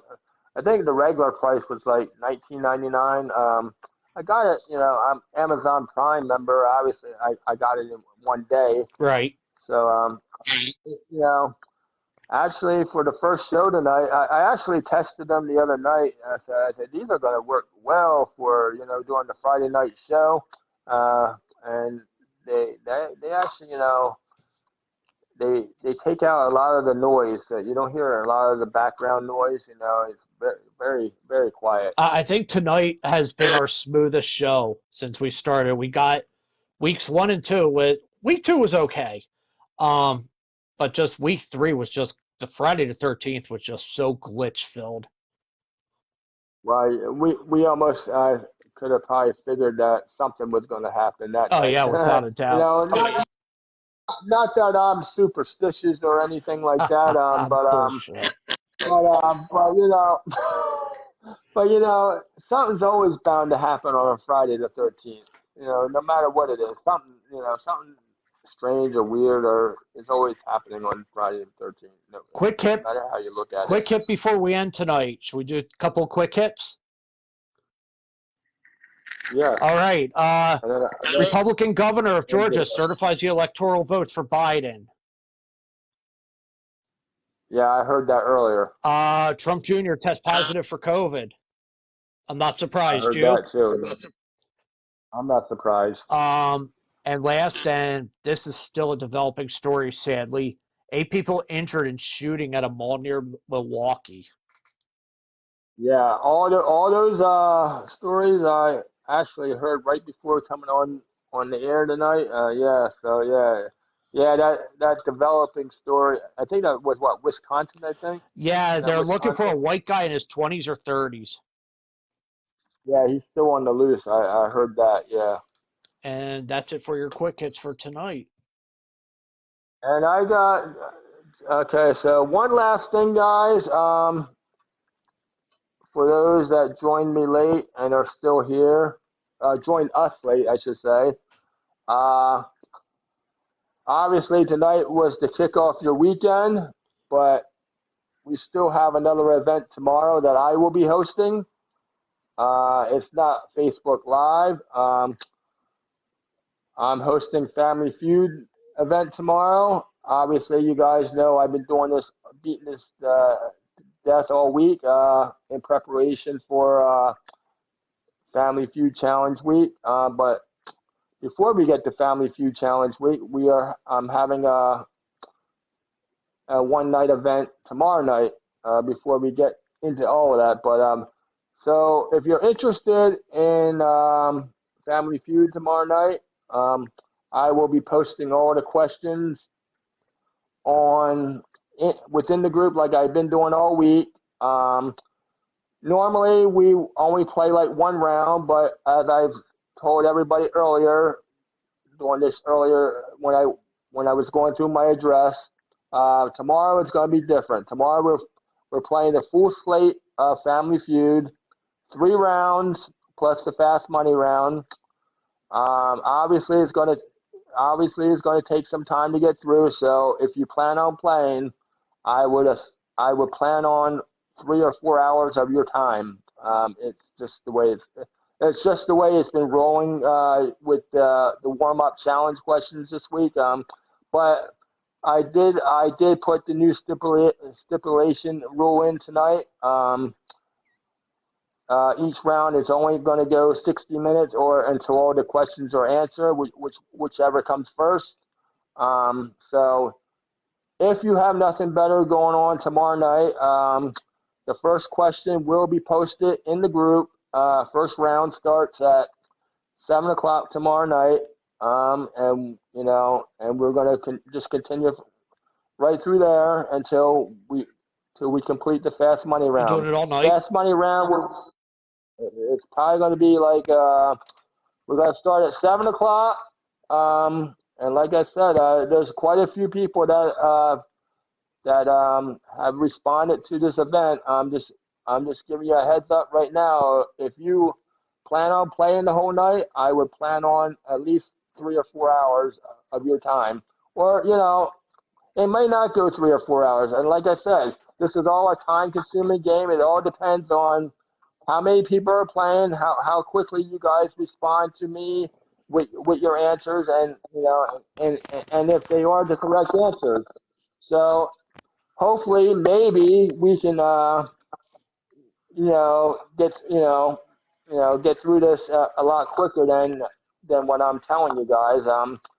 But there is a 60-minute time limit for each round if we have to go that far. Hopefully we don't. But I did put that limit out tonight because there's been a lot of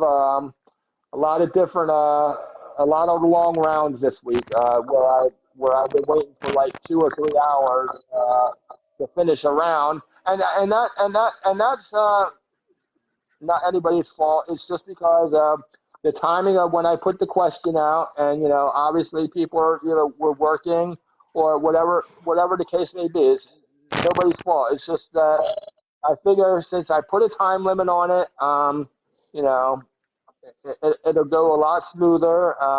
Hopefully, everybody. Hopefully, all the questions get answered less than 60 minutes, so we can like keep moving on to the next round, and hopefully get done with this, rather quickly. But tomorrow, full slate, Family Feud, 3 rounds plus fast money round. Um, the two people with the highest scores will play in the fast money round to determine the winner. So I think it's going to be fun. A lot of people have participated this week. I'm looking forward to it. So and with that, I'm good. I have nothing else for you. Dude, you've got you've got a Facebook Live the fast money round. You know what? I will actually do the fast money round live. Nice. So because since I will actually, but everything else will get done like we've been doing through the group. But you know what? You bring up an interesting fact. I will run the fast money round Facebook Live. Whoever the two participants are at the end of the night, you guys will you two will join me Facebook Live, and and everybody else who wants to join the watch. It should be fun. I'm glad you brought that up. I think we will do a fast money round Facebook Live tomorrow Just night. make sure you get their consent first before publishing them.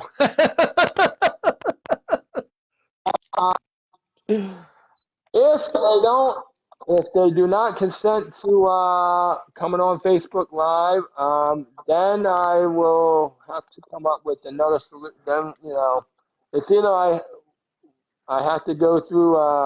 I don't want to screw them out of. If they don't consent, just do it regular. That's fine. Yeah, but you know what? But if you are a winner, if you guys are going to play and you wind up being in the fast money round, I will ask you. If you want to be on Facebook Live or if you want to do it regular. If it's 1-on-1, one person says yes and the other person says no. Um, it's kind of like a tough situation. Then I think if it winds up like that, then I think I just go back to the traditional. Just do it in do the question within the group, so I'm not offending anybody. If you don't feel comfortable, doing it live, we'll just go back to what we were doing all week and do the first 3 rounds tomorrow. So, but it's going to be interesting to see who's going to show up, who's going to play, who's going to show up, who's going to actually, be playing for the fast money round. I know if it was you playing in the fast money round, I know you won't have a problem going Facebook Live. Gee, I wonder why. Because we're live every Friday night. But yeah, Hi, Lori. I will bring that up. I will bring that up to the whoever the two contestants are at the end of the night. I will ask you guys both if you want to go Facebook Live. If not, obviously I'll just post the questions. It's gonna be like 5 questions of fast money. Obviously, they're gonna be different questions. So and that's how we're going to determine the winner. Your future wife. I'm looking. Your future wife popped in. Really? Yes. Hi, Angel. How are you? Oh God. Lori. Good evening. How are you, my dear? But yeah, I'm looking forward to Family Feud night tomorrow. I'm looking forward to the Family Feud Challenge week.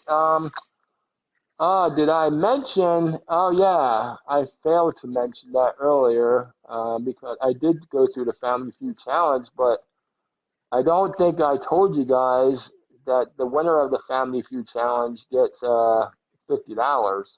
No, actually, you didn't. Maybe I didn't. Oh, I'm glad I went back to that because the winner tomorrow. Tomorrow we are not playing. We're not playing for a prize, but for Family Feud Week Challenge, we are playing for $50, And that's the and that's going to November go. 23rd to November 28th, right? That is correct, and I did mention earlier. I already for those that are joining us late. I did reveal the times I will be posting the questions for Family Feud Challenge Week. I will post one at 11 o'clock in the morning, and I will post the second one at 7 o'clock at night. We are going to have two winners per day. We're going to play five. We're going to play Monday through Friday. Those are going to be the regular rounds. Saturday, the 10 people that won throughout the whole week are gonna play Saturday in a 10-person tournament. The time will be when we get to the end of next week. I'll actually mention the time when we're gonna. It's probably gonna be earlier in the day because we do have a get together next Saturday night. But I will mention the time on next week's show. What time we're going to start the tournament? Obviously, it's going to be we may start it in the morning or late morning, but I will give the details on that on next week's show. But as far as Monday through Friday, it's 2 rounds. Going to be two winners. All the winners automatically are going to be playing on Saturday at some point. So, and it's for $50. That I did throw the prize out for that one. So, with that, I have nothing Did I else. send you the Richard Dawson September clip yet? Yes. That is the best 10 minutes. I'm gonna post that in the I'm gonna post that in the group to get everyone ready for the Family Feud challenge. Yeah, do that because you know what? That is great. That is the best 10 minutes of TV ever produced. No, that would actually, I actually enjoyed that. That was classic. That was funny. All right, guys. But yeah. So I think let's talk about Wednesday night. We're gonna do a quick hit hour on Wednesday night to get you ready for Thanksgiving. Wednesday night, you want to do a weekly address? I can put one together. I don't know how much. I don't know what I'll have to put together, but I always have something. You know that. I always come up with something. We'll do a quick weekly address. But yeah, I'm going to put something out for audience participation. I want to see how people are preparing their birds this year. So we want you to send us your turkey recipes. We want to know, how will you be prepping your turkey? And of course, how you're going to be spending Thanksgiving. We'll get the odds up there with Pigskin's Pig Roast on the Lions, Cowboys, and Steelers Ravens is Thursday night, I believe. and with your talk on Turkey Night, I'm just going to reiterate for the ones that showed up late. I did post it on the page before the show tonight. there are two challenges, guys, that I put out there tonight. But those challenges have been out there for a while now. But for the ones that for our newest members in here, because we've gotten a lot of new members over the last couple weeks. But that post I put out tonight is relatively old, but I keep posting it every once in a while to give everybody a reminder. But since we have Turkey Day coming next Thursday, the first challenge is, and might kind of revise my little my challenge, which I'm going to go over what we came up with. The original challenge is the challenge is the ultimate Thanksgiving Day feast. The original content that I put out there was post your turkey and 5 sides. But earlier tonight, Mike talked me down to revise my challenge a little bit.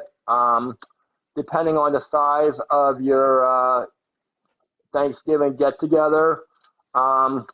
If you don't have 5 sides, I will take at least like 2 or 3 sides.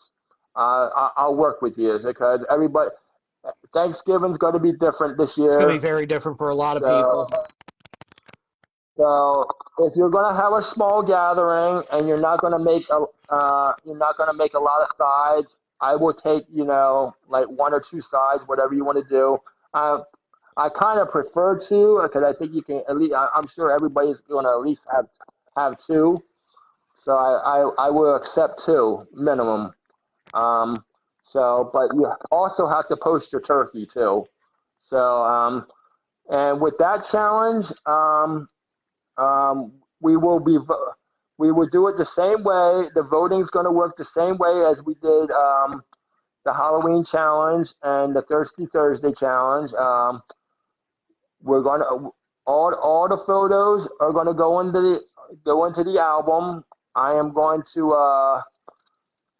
post all the pics on Friday, Black Friday, and we're gonna vote like we did with the Halloween challenge and Thirsty Thursday. Obviously, the one with the most votes is gonna win. You could do pic or video. I'll take either or, whatever you want to do. The winner is going to get $75. You can take the money and run, or you can opt, like Michelle did, and put it towards our next event. Whatever you want to do, I'm fine with. I'll give you the option. You take the money and run and do whatever you want with it. I'll figure out how. If you want the money, I'll figure out how to get it to you.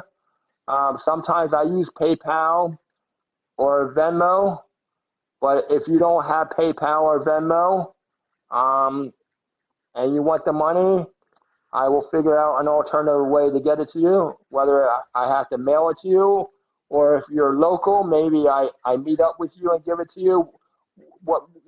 No matter how it gets done, you will definitely get paid if you want the money. But the winner is going to get $75 if you take that option. So with that, that's all I got. That's how I took the totally legal tender paychecks from Michael's personal driver service right through PayPal. Legal tender, baby. That's how you do it. Gary, what's up? How you doing? Lori, thank you for the compliment. We enjoyed definitely putting this together. We do this to help everyone get through the pandemic. And you know what? Even after the pandemic, this show is still going to continue. It's going to continue every Friday night. You know what? I'm the original creator of the group, obviously. I brought it to Mike's attention. I don't know. I'm pretty sure I brought it up to you. Maybe I caught you off surprise because I one day I just came up, I was like fucking brainstorming an idea here. I said, you know what? I don't have my driving business no more. and we are going through a pandemic. I said I need something. I need something different to do here. And So I hello, brainstormed. I've dabbed in digital media before, so So easy. I came up with this virtual bar group. It's growing stronger every day. This group is um, 2 months old. Um, we have a little over 200 members in it. I mean, you don't need a lot of members like the dive bar has to have to have fun in a group. Mike and I have come up with this live show every Friday to get you into your weekend, and I also have been behind the scenes coming up with my own little things like the Family Feud Challenge. We're gonna have bingo coming up soon. Um, I have actually I have music trivia coming up soon, and I might start posting after we get through the Family Feud challenge. I did post earlier in the week. Um, I did post one puzzle for Wheel of Fortune just to test it out. Um, After we get through tomorrow night and get through Family Feud challenge week, I think I might get on the I might try out Wheel of Fortune for like the week after, and just to see how it goes. It was kind of a little slow with the first puzzle I did. It took a long time to get through. I think I started it one night, but we didn't actually get done with it till like the following afternoon. So I'm gonna throw it out there again. But I'm gonna wait till we get through Family Feud Challenge week and see how it goes. I'm a little skeptical because I'm not sure um, if people are really interested in that game because I did get participants in that, but I will throw it out there like for a test trial for like 1 week after the Family Feud week and and again to see what kind of response I get throughout the whole week. I may keep it, I may not, depending on how it goes. But I'm a little, kind of like teetering with it right now. But I will throw it out there again for a trial period again after Family Feud week. So with that, I'm definitely done now. I have nothing else. I gotta send you the banned Wheel of Fortune things. Yes, please do. Yeah, I gotta send you the banned Wheel of Fortune things. And South Park spoofed it, but it's something that can't be published. It's wrong on so many levels. So I'll send that to you this week. And with that, as we are done, we went way over our budgeted time, which was good. It was really Yes, good tonight. but we did really good. Yeah, we did. I think this was like one of our best shows. Tell your friends and share. Yes, tell your friends and share. And as I always say, um, don't be shy to post your pics, videos, whatever you want to share with us. Don't be shy. Uh, we're all in this together. We like to see a good pic. We like to see a good video. A good joke here and there. Don't be shy. You are allowed to post in here. And with that, I also say. You are now, if you are a member in this group,